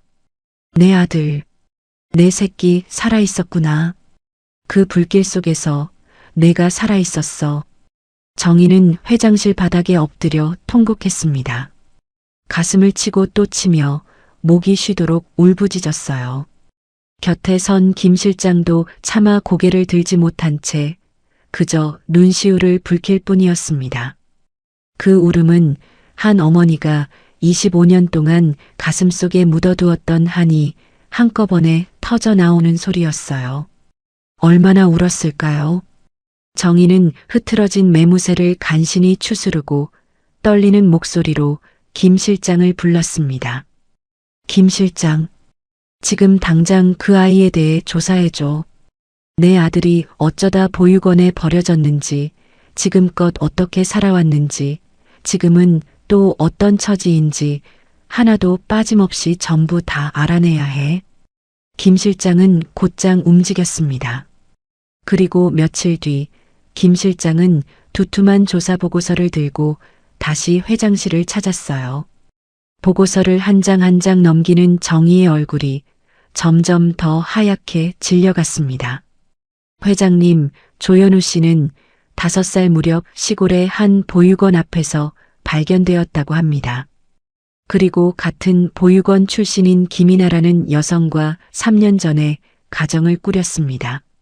하지만 김 실장은 잠시 말을 잇지 못하다가 무거운 목소리로 보고를 이어갔어요. 아내 김이나 씨는 딸 여름이를 낳고 6개월 만에 심장병으로 세상을 떠났습니다. 그리고 딸 여름이도 심장이 좋지 않아 지금 당장 수술을 받지 않으면 안 되는 상황입니다. 근데 얼마 전 밀린 병원비 때문에 병원에서 쫓겨나기까지 했다고 합니다. 그래서 경연장에 아이를 데리고 온 것 같습니다. 보고를 듣는 정희의 손이 보고서를 움켜쥔 채 부들부들 떨렸습니다. 정희는 가슴을 쥐어뜯었어요. 내 아들이 평생을 고아로 외롭게 떠돌았다니. 그것도 모자라 손녀딸은 돈이 없어서 수술을 못 받고 있다니. 정희는 그 모진 세월을 떠올리며 또다시 피눈물을 쏟았습니다. 내가 그 아이를 그렇게 버려두고 25년을 아무것도 모른 채로. 정희는 한참을 그렇게 자책하며 흐느꼈어요. 하지만 이내 정희의 머릿속에 한 가지 의문이 번개처럼 스치고 지나갔습니다. 가만, 주영이가 살아있었다면 그날 그 불길 속에서 주영이는 죽지 않았던 것입니다. 누군가가 밖으로 나온 어린 주영이를 일부러 멀리 떨어진 시골 보육원 앞에 갖다 버린 거라면, 그렇다면 25년 전 그날의 화재는 단순한 사고가 아니었을 수도 있습니다. 누군가의 손길이 그 끔찍한 밤에 분명히 닿아 있었던 거예요. 대체 누가, 왜 그런 짓을 한 걸까? 생각이 거기에 미치자 정희의 등골이 오싹하게 곤두섰습니다. 정희는 떨리는 목소리로 김 실장에게 말했어요. 김 실장, 25년 전 그 화재 사고를 처음부터 다시 파헤쳐. 단순 사고가 아니었을 수도 있어. 그날 우리 집에 무슨 일이 있었던 건지, 누가 그런 짓을 저질렀는지 반드시 알아내. 알겠습니다, 회장님. 하지만 지금 무엇보다 급한 것은 따로 있었어요. 정희는 자리에서 벌떡 일어나 김 실장에게 단호하게 말했습니다. 김 실장, 먼저 이것부터 처리해. 그 아이 딸 여름이 병원비와 수술비. 단 절대로 내 이름이 밖으로 새어나가서는 안 돼. 익명의 후원자로 아무도 모르게 처리해. VIP 병실 준비하고 우리나라 최고의 의료진을 붙여. 돈은 얼마가 들어도 상관없어. 무슨 수를 써서라도 그 아이를 살려.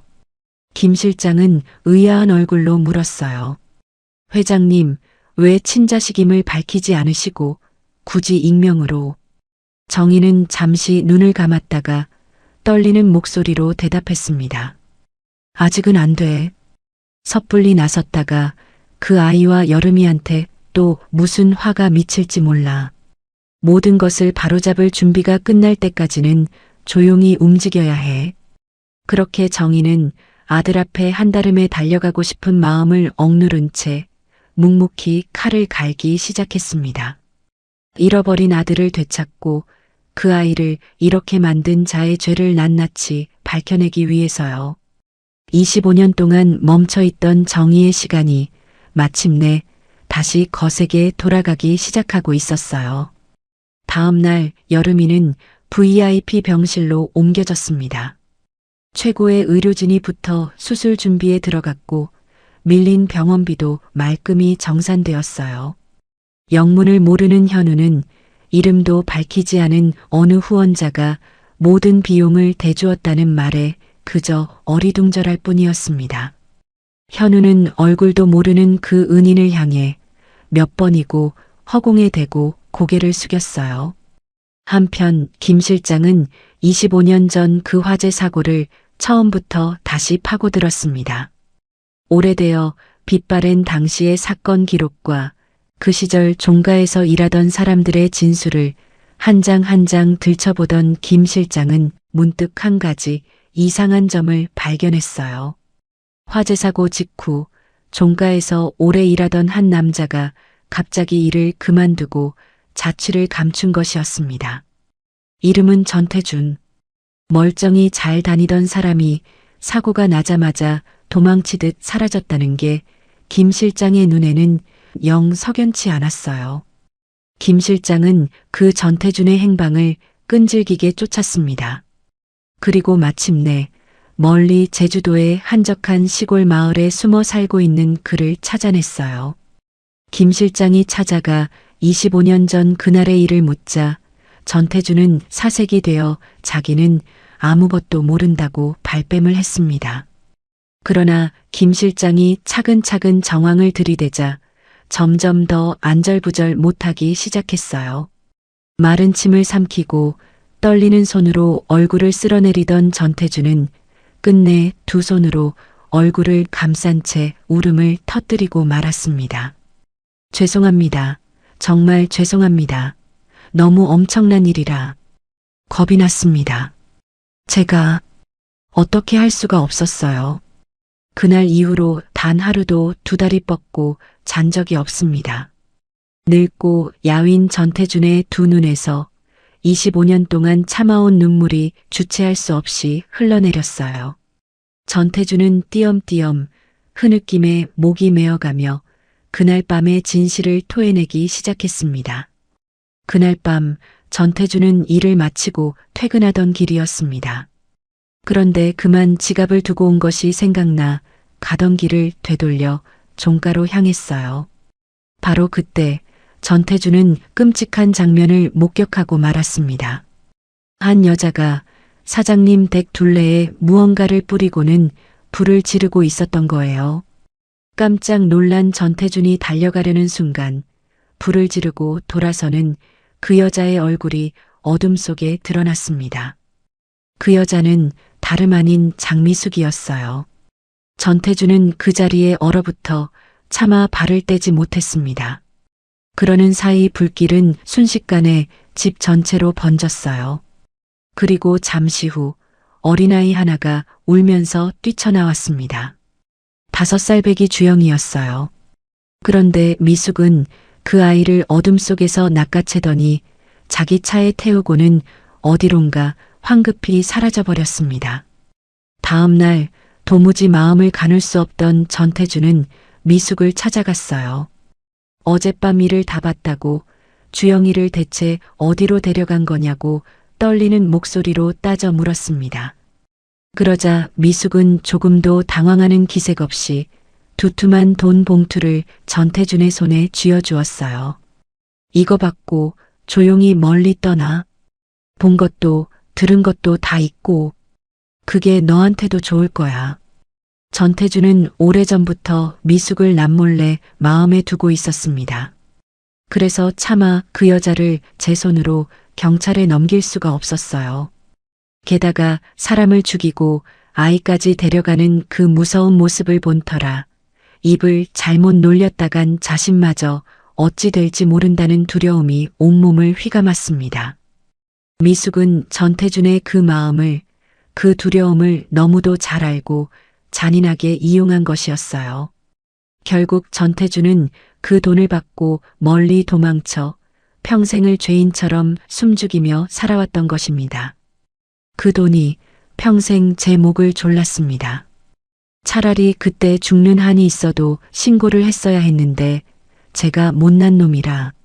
전태준은 끝내 말을 잇지 못하고 어깨를 들썩이며 흐느꼈어요.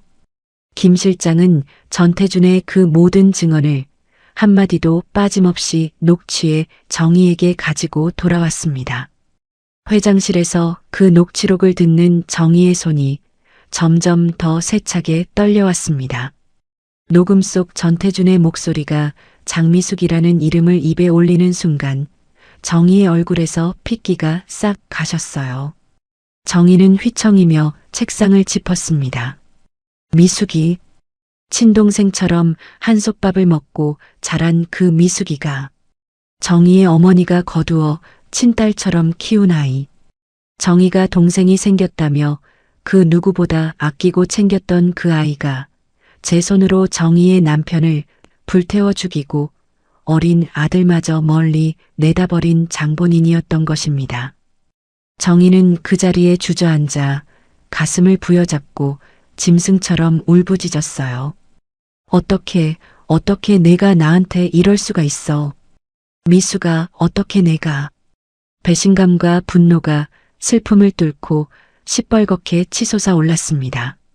하지만 정희는 이내 이를 악물고 흐트러진 매무새를 다잡았어요. 여기서 무너질 수는 없었습니다. 지금 정희가 해야 할 일은 통곡이 아니라 그 죄를 낱낱이 밝혀 단죄하는 것이었으니까요. 정희의 두 눈에 얼음장처럼 차갑고 단단한 빛이 서리기 시작했습니다. 정희가 그렇게 이를 갈며 칼을 갈고 있을 때 병원에서 반가운 소식이 들려왔어요. 여름이가 그 어려운 수술을 무사히 마치고 빠르게 회복하고 있다는 소식이었습니다. 그 소식을 들은 정희의 눈가가 촉촉하게 젖어들었어요. 이제는 더 미룰 수 없었습니다. 정희는 드디어 아들을 만나러 가기로 마음먹었어요. 여름이의 회복을 지켜보며 병실을 지키던 현우는 뜻밖의 손님을 맞았습니다. 다름 아닌 윤정희 회장이었어요. 현우는 깜짝 놀라 자리에서 벌떡 일어났습니다. 회장님께서 여기를 어떻게... 정희는 아무 말도 하지 못한 채 떨리는 눈으로 한참 동안 현우의 얼굴을 바라보기만 했어요. 가난에 찌든 그 얼굴 위로 25년 전 떠나보낸 남편의 모습과 어린 아들의 모습이 자꾸만 겹쳐 보였습니다.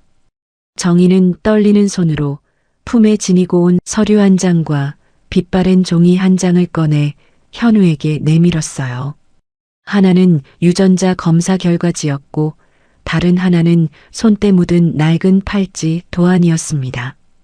도안 속 그림은 여름이의 손목에 채워진 바로 그 구름무늬 은팔찌와 한치의 어긋남도 없이 똑같았어요.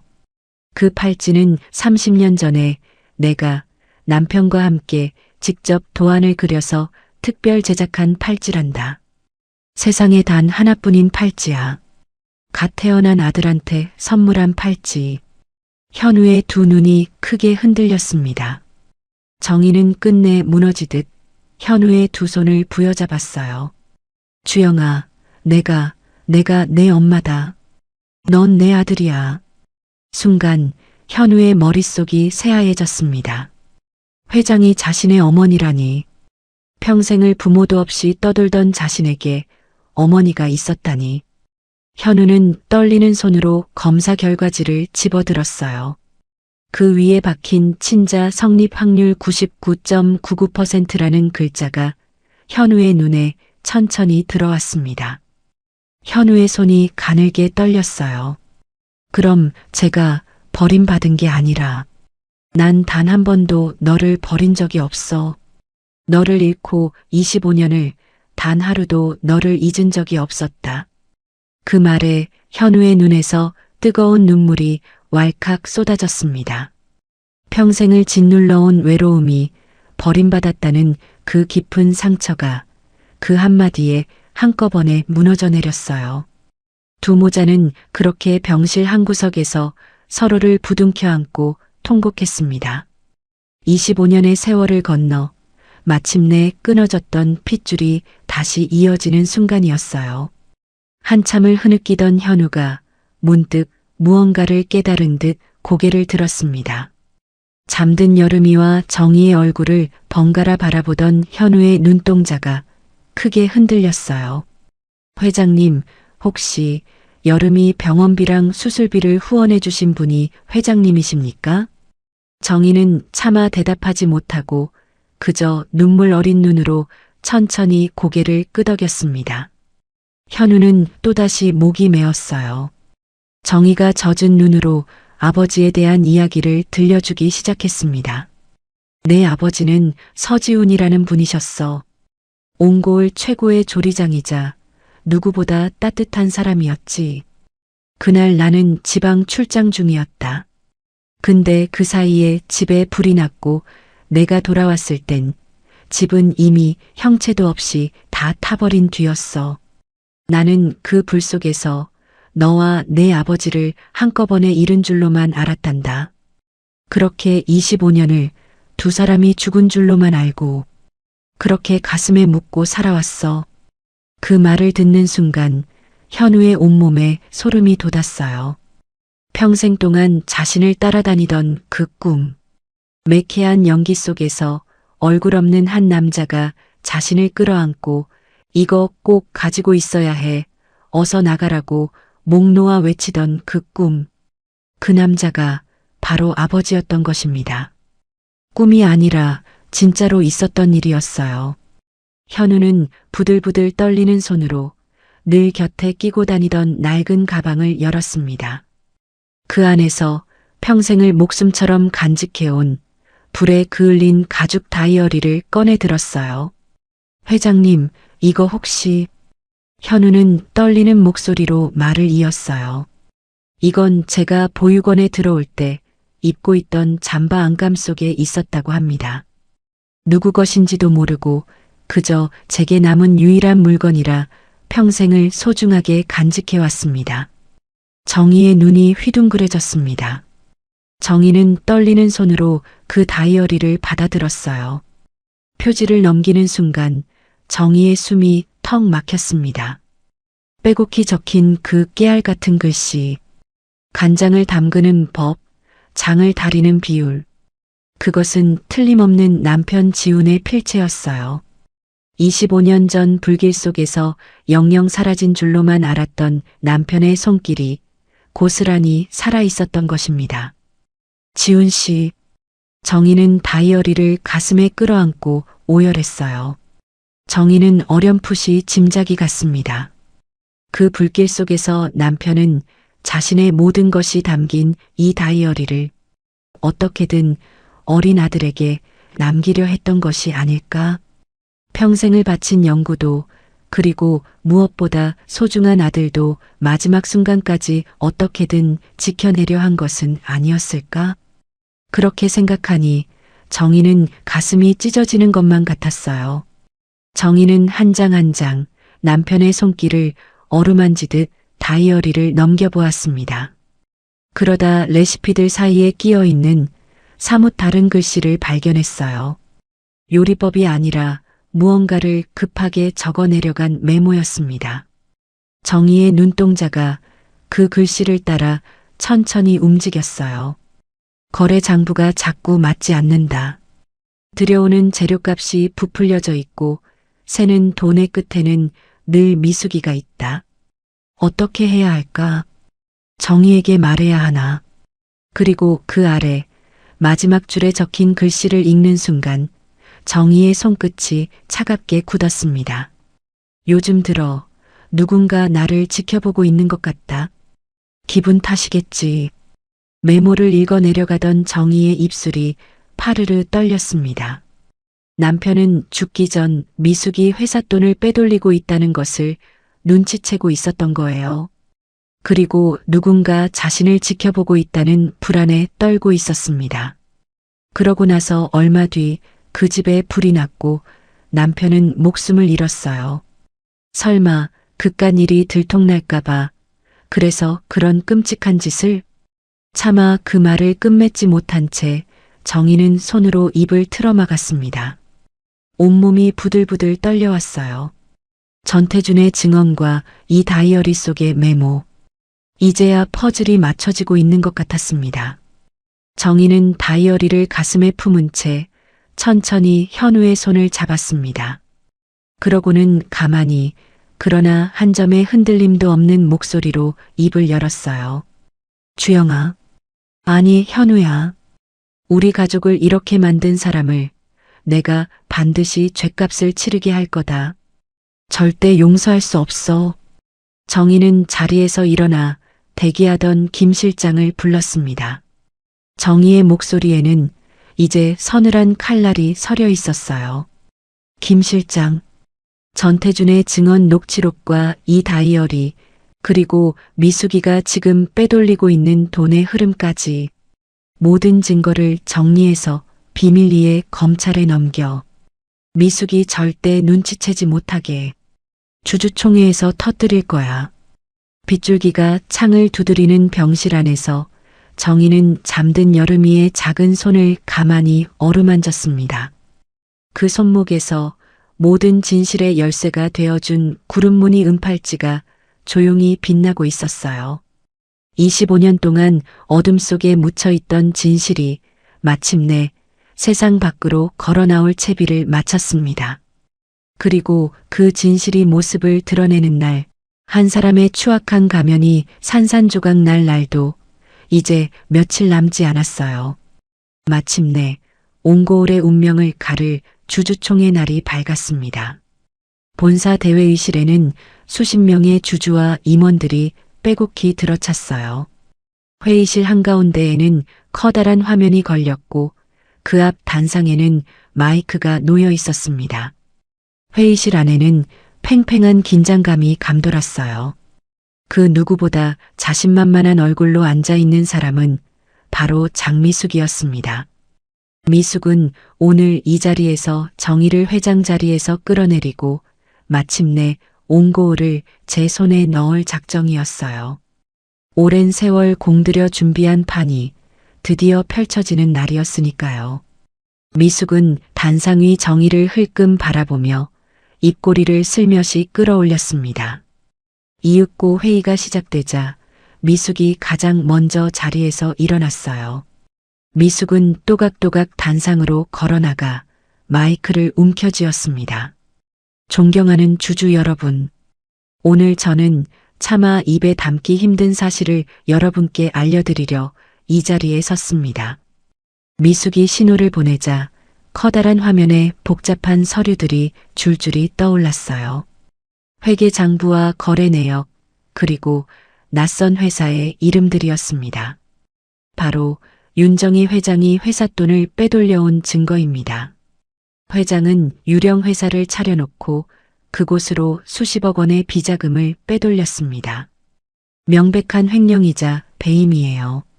이런 부도덕한 사람이 과연 우리 옹고울을 이끌 자격이 있겠습니까? 저는 회장을 검찰에 고발하고 즉시 그 자리에서 물러날 것을 요구하는 바입니다. 회의실이 술렁이기 시작했어요.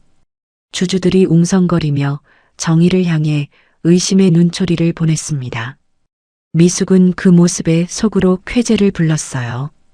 이대로 정의가 무너지기만 하면 모든 게 자기 뜻대로 되는 것이었으니까요. 하지만 정의는 조금도 흔들리지 않았습니다.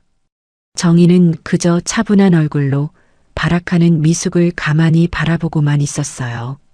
그 흔들림 없는 눈빛에 미숙은 어쩐지 등골이 서늘해졌습니다. 한참을 침묵하던 정희가 마침내 자리에서 일어났어요. 그러고는 천천히 단상으로 걸어 나갔습니다. 장미숙 이사, 할 말은 그게 답니까? 정희의 목소리는 무서울 만큼 잔잔했어요. 정희는 곁에 선 김 실장에게 가만히 고갯짓을 했습니다.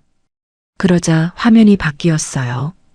방금 전 미숙이 띄웠던 바로 그 유령 회사의 자금 흐름이 이번에는 전혀 다른 결말을 향해 흘러가고 있었습니다. 여러분, 잘 보십시오. 이 유령 회사, 그리고 이 비자금, 그 돈이 최종적으로 어디로 흘러 들어가는지를 말입니다. 화면 속 복잡한 돈의 흐름이 마침내 단 하나의 이름으로 모여들었어요. 그것은 윤정이가 아니었습니다. 바로 장미숙이었어요. 이 유령 회사를 세운 것도, 이 비자금을 만든 것도 전부 너야. 나를 횡령범으로 몰아 끌어내리려고 내가 직접 짜고 꾸민 일이지. 하지만 아무리 교묘하게 덮어도 흔적은 남는 법이다. 미숙의 얼굴이 하얗게 질렸습니다. 무슨 소리예요? 그건 조작이야. 회장이 날 모함하려고 꾸민 거라고요. 미숙이 목소리를 높이며 발악했어요. 하지만 정희의 표정은 조금도 변하지 않았습니다.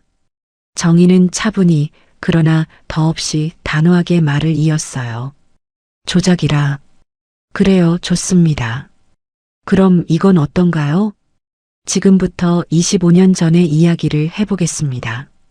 정희가 곁에 선 김 실장에게 다시 한번 고갯짓을 했어요.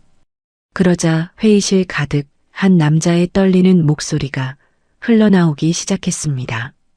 25년 동안 죄책감에 짓눌려 살아온 전태준의 증언 녹음이었어요. 그날 밤 저는 똑똑히 봤습니다.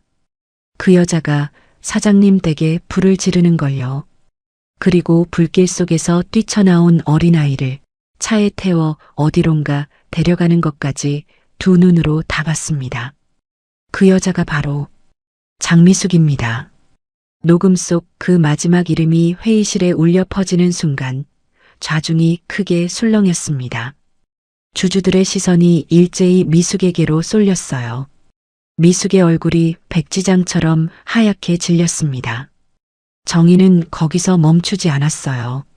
정희는 품에서 불에 그을린 낡은 가죽 다이어리 한 권을 꺼내 들었습니다. 이건 그날 화재로 세상을 떠난 제 남편이자 옹고을 수석 조리장이었던 서지훈이 남긴 것입니다. 죽기 전 서지훈 수석이 직접 적어둔 메모입니다. 정희가 신호를 보내자 화면에 다이어리 속 한 페이지가 큼지막하게 떠올랐어요. 빛바랜 종이 위 남편의 필체가 또렷이 드러났습니다. 들여오는 재료값이 부풀려져 있고 새는 돈의 끝에는 늘 미숙이가 있다. 요즘 들어 누군가 나를 지켜보고 있는 것 같다. 내 남편은 죽기 전 내가 회사 돈을 빼돌리고 있다는 걸 눈치챘어. 그리고 누군가 자신을 감시하고 있다는 불안에 떨었지. 그러고 나서 얼마 뒤 우리 집에 불이 났고 남편은 목숨을 잃었다. 이래도 이 모든 게 다 조작이라고 할 거냐? 미숙의 다리가 후들거렸습니다. 하지만 미숙은 끝까지 무너지지 않으려 안간힘을 썼어요.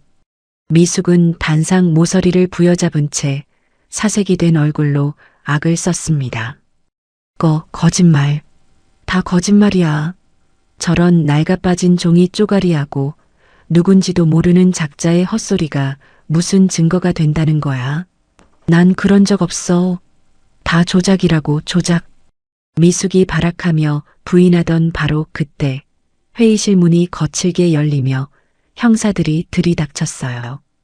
이미 정희가 비밀리에 넘긴 증거를 토대로 모든 준비를 마치고 대기하던 이들이었습니다. 형사들은 곧장 미숙에게 다가가 차가운 수갑을 채웠어요.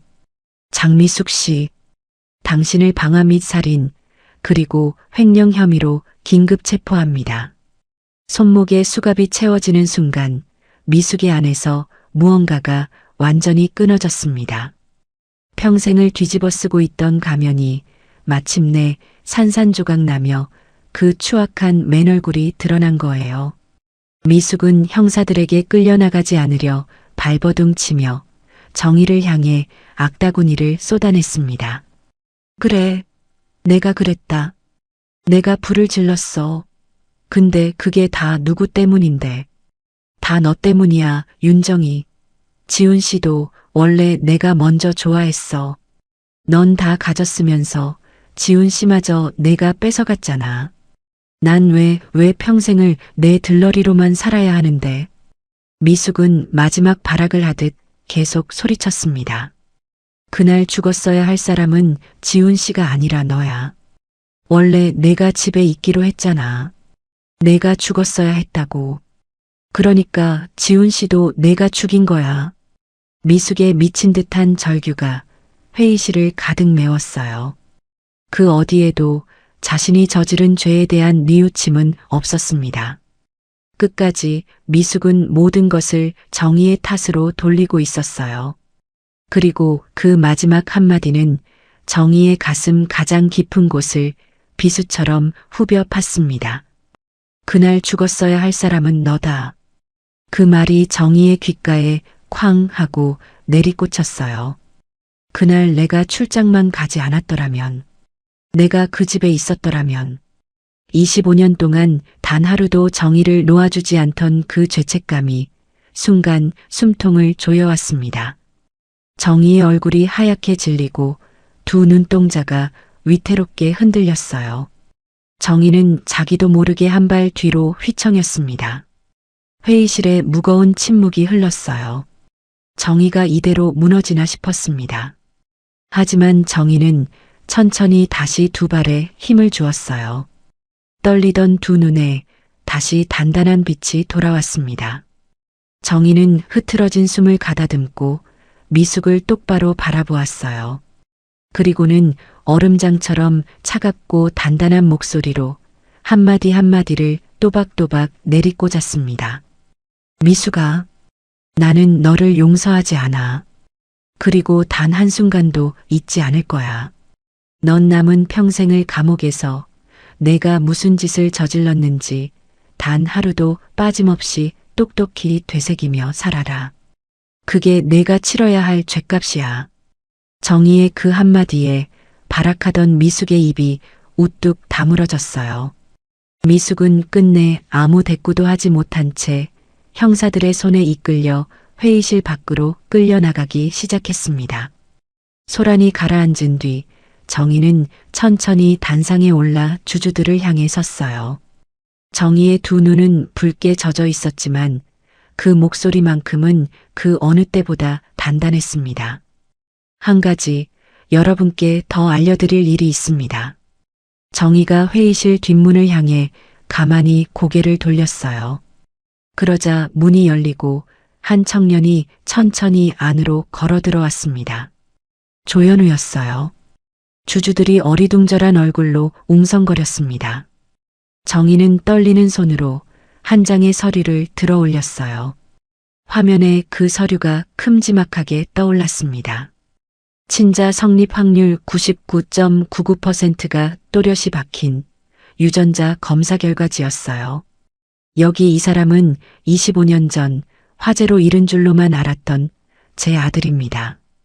옹고울의 장맛을 그 누구보다 그대로 재현한 제 하나뿐인 핏줄 서주영입니다. 주주들의 시선이 일제히 현우에게로 쏠렸어요. 평생을 떠돌이 고아로 멸시받던 청년이 마침내 옹고울의 당당한 핏줄로 모두의 앞에 서는 순간이었습니다. 형사들에게 끌려나가던 미숙이 회의실 문 앞에서 문득 걸음을 멈추고 고개를 돌렸습니다. 미숙의 시선이 단상 위에 선 현우에게로 향했어요. 경연장에서 처음 보았을 때부터 가슴을 서늘하게 긁어대던 그 불길한 의심이 마침내 눈앞에 진실로 굳어지는 순간이었습니다. 저 청년이 바로 25년 전 자신이 내다버린 그 아이였던 거예요. 미숙의 두 눈에 핏발선 광기가 번뜩였습니다. 미숙은 형사들의 소나기에서 발버둥 치며 현우를 향해 악에 바친 저주를 토해냈어요. 너였구나. 그때 그 아이가. 그날 너도 내 아비랑 같이 죽었어야 했어. 내가 모질지 못해서 너를 살려둔 게 천추의 한이다. 그냥 죽게 내버려뒀어야 했는데 5살배기 어린아이를 두고 죽었어야 했다며 악담을 퍼붓는 그 소름 끼치는 모습에 회의실이 발칵 뒤집혔습니다. 주주들은 경악해 웅성거렸고 단상 위의 정의와 현우는 온몸에 소름이 돋아 그 자리에 굳어버렸어요. 저런 인간을 아무것도 모르고 25년을 곁에 두고 믿고 의지했다니. 정의는 온몸을 부들부들 떨었습니다. 끌려나가던 미숙이 고개를 돌려 단상 위의 현우를 정면으로 쏘아봤어요. 그 순간 미숙은 그대로 얼어붙었습니다. 현우의 그 서글서글한 눈매 위로 25년 전 자신이 그토록 갖고 싶어 했던 한 남자의 얼굴이 선명하게 겹쳐 보였던 겁니다. 자신이 제 손으로 불태워 죽인 그 사람이 자신을 가만히 내려다보고 있는 것만 같았어요. 평생 그 무엇에도 흔들리지 않던 미숙의 얼굴이 처음으로 두려움에 사로잡혀 일그러졌습니다.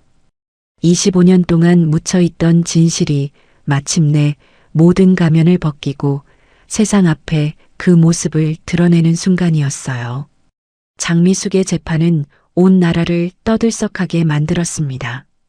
친자매처럼 거두어준 은혜를 원수로 갚은 그 끔찍한 죄목 앞에 사람들은 하나같이 혀를 내둘렀어요.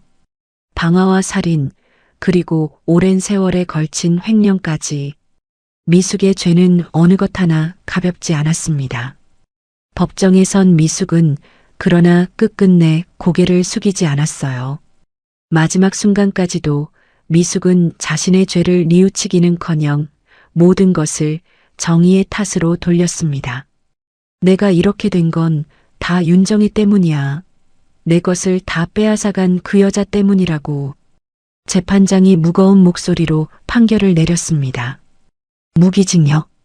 미숙은 남은 평생을 차디찬 감옥에서 보내야 하는 신세가 되었어요. 끌려나가면서도 전혀 반성을 하지 않는 미숙의 모습에 방청석에 앉은 사람들은 그저 고개를 절레절레 흔들 뿐이었습니다.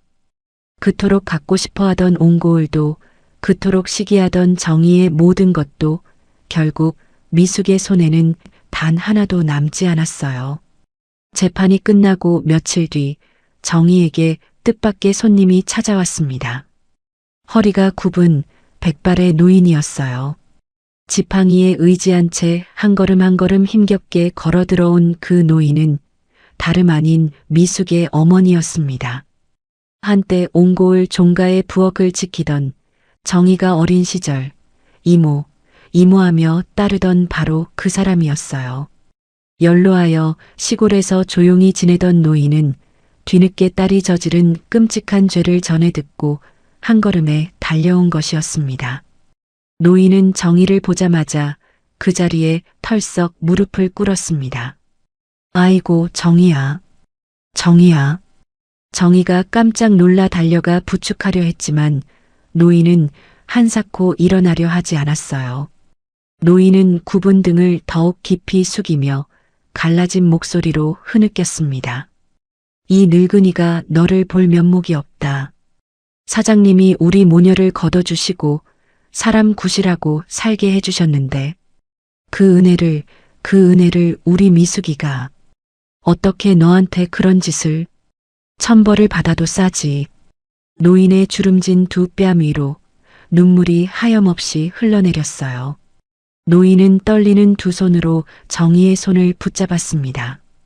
미안하다 정의야. 내가 죽어서 사장님 얼굴을 어떻게 보나. 이를 어쩌면 좋아. 정의의 두 눈에서도 뜨거운 눈물이 차올랐어요. 정의는 천천히 몸을 낮추어 무릎 꿇은 노인을 가만히 일으켜 세웠습니다. 그러고는 노인의 야윈 등을 어린아이 달래듯 부드럽게 쓸어내렸어요. 이모, 일어나세요. 정희의 목소리는 따뜻하면서도 단단했습니다. 이모 잘못이 아니에요. 이모는 평생 우리 집안에 정성을 다하신 분인데 어떻게 이모를 원망하겠어요. 그러니 마음의 짐을 내려놓으세요. 정희는 잠시 말을 멈추었다가 젖은 눈으로 노인을 바라보며 나직이 말을 이었어요. 하지만 미숙이가 저지른 짓은 저는 결코 용서할 수 없어요. 제 남편을 죽이고 제 아들을 그 모진 세월 속에 버려둔 죄는 마땅히 그 대가를 치러야 해요. 그것만은 이모도 이해해 주세요. 노인은 흐느끼며 몇 번이고 고개를 끄덕였습니다. 두 사람은 그렇게 한참을 마주잡은 손을 놓지 못한 채 서로의 눈물을 닦아주었어요. 한 사람의 비뚤어진 욕심이 핥히고 간 자리에 그래도 사람과 사람 사이의 따뜻함은 끝내 남아 있었습니다. 시간이 흘러 다시 봄이 찾아왔습니다. 그 사이 여름이는 무사히 큰 수술을 마치고 거짓말처럼 건강해졌어요. 헬쑥하던 두 뺨에는 발그레한 생기가 돌았고 작은 몸은 어느새 포동포동 살이 올랐습니다. 이제 여름이는 또래 아이들처럼 마음껏 뛰어놀 수 있게 되었어요. 옹고을 종가의 너른 마당에는 여름이의 웃음소리가 가득했습니다. 마당을 아장아장 뛰어다니는 여름이의 작은 손목에서는 모든 진실의 열쇠가 되어준 구름무늬 은팔찌가 햇살을 받아 반짝였어요. 이제 그 팔찌는 더 이상 슬픔의 증표가 아니었습니다. 끊어졌던 핏줄을 다시 이어준 기적의 증표였으니까요. 평생을 외로운 고아로 살았던 현우는 마침내 잃어버렸던 본래의 이름을 되찾았습니다. 서주영. 정희와 지훈이 손수 지어준 옹고을의 당당한 핏줄의 이름이었어요. 그리고 주영은 이제 옹고을의 수석 조리장이자 어엿한 후계자가 되어 종가의 장맛을 이어가고 있었습니다. 아버지 지훈이 목숨으로 지켜낸 그 낡은 다이어리는 더 이상 숨겨야 할 비밀이 아니었어요. 이제는 옹고을의 자랑스러운 보물이 되어 대대로 이어질 종가의 장맛을 지키고 있었습니다. 노을이 곱게 물드는 저녁, 정희와 주영은 나란히 장독대 앞에 섰어요. 크고 작은 장독들이 줄지어 늘어선 그곳에서 두 사람은 정성껏 익힌 시간장을 한 국자씩 떠옮겨 담았습니다. 어머니에게서 딸에게로, 다시 그 아들에게로. 100년을 이어온 종가의 장맛이 그렇게 또 한 세대로 고이 이어지고 있었어요. 어머니, 주영이 정희를 가만히 불렀습니다. 이제는 그 호칭이 더없이 자연스럽고 따뜻하게 입에 붙었어요. 내 아버지가 참 좋아했겠구나. 이렇게 너랑 나란히 서서 장을 뜨는 모습을 봤다면 말이야. 정희가 노을빛에 젖은 눈으로 미소 지었습니다. 주영도 가만히 고개를 끄덕였어요. 마당 저편에서는 여름이가 할머니 하고 부르며 두 팔을 활짝 벌린 채 달려오고 있었습니다. 정희는 두 팔을 벌려 품으로 뛰어드는 손녀를 꼭 끌어안았어요. 25년이라는 긴 세월, 어둠 속에 묻혀있던 한 가족이 마침내 다시 하나가 되는 순간이었습니다. 잃어버린 아들이 어머니의 품으로 돌아왔고 끊어졌던 핏줄은 다시 이어졌어요. 아버지가 목숨으로 지켜낸 사랑은 이렇게 한 바퀴를 돌아 마침내 따뜻한 결실을 맺었습니다. 노을이 종가의 장독대를 황금빛으로 물들이고 있었어요. 세 식구의 다정한 웃음소리가 그 따스한 저녁 햇살 속으로 잔잔히 번져갔습니다. 한참 동안, 아주 오래도록 말이에요. 오늘 이야기 어떠셨나요? 5살 아이의 손목에 채워진 작은 은팔찌 하나가 25년의 세월을 건너 끊어졌던 핏줄을 다시 이어주었습니다. 죽어가던 한 아버지가 마지막 순간까지 어린 아들을 살리고자 했던 그 간절함이 세월도 불길도 끝내 태우지 못한 질긴 인연의 끈이 된 건 아닐까요? 미숙은 평생 남의 것을 탐했지만 그 손에 남은 건 텅 빈 어둠뿐이었습니다. 현우는 자신의 처지를 한탄하기보다 누구보다 성실하고 정직하게 살아내려는 우직함으로 결국 어머니를 찾고 딸을 살릴 수 있었어요. 어쩌면 삶의 마지막에 남는 것은 무엇을 손에 쥐었느냐가 아니라 어떤 마음으로 그 시간을 버텨냈느냐일지도 모릅니다. 아무리 깊이 묻혀도 진실은 반드시 드러나고 묵묵히 견디는 사람에게는 끝내 봄이 온다는 것을 우리는 이 이야기에서 보았어요. 노을진 장독대 앞 새 식구의 미소처럼 여러분의 삶에도 따뜻한 봄날이 오래 머물기를 진심으로 바랄게요. 오늘 이 이야기가 마음의 작은 온기로 남았다면 구독과 좋아요로 함께 해주세요. 가슴에 남는 장면이 있으시면 댓글로도 마음을 나눠주세요. 긴 이야기 끝까지 함께 해주셔서 고맙습니다. 다음에도 더 따뜻한 이야기로 찾아뵐게요. 오늘도 행복한 하루 보내세요.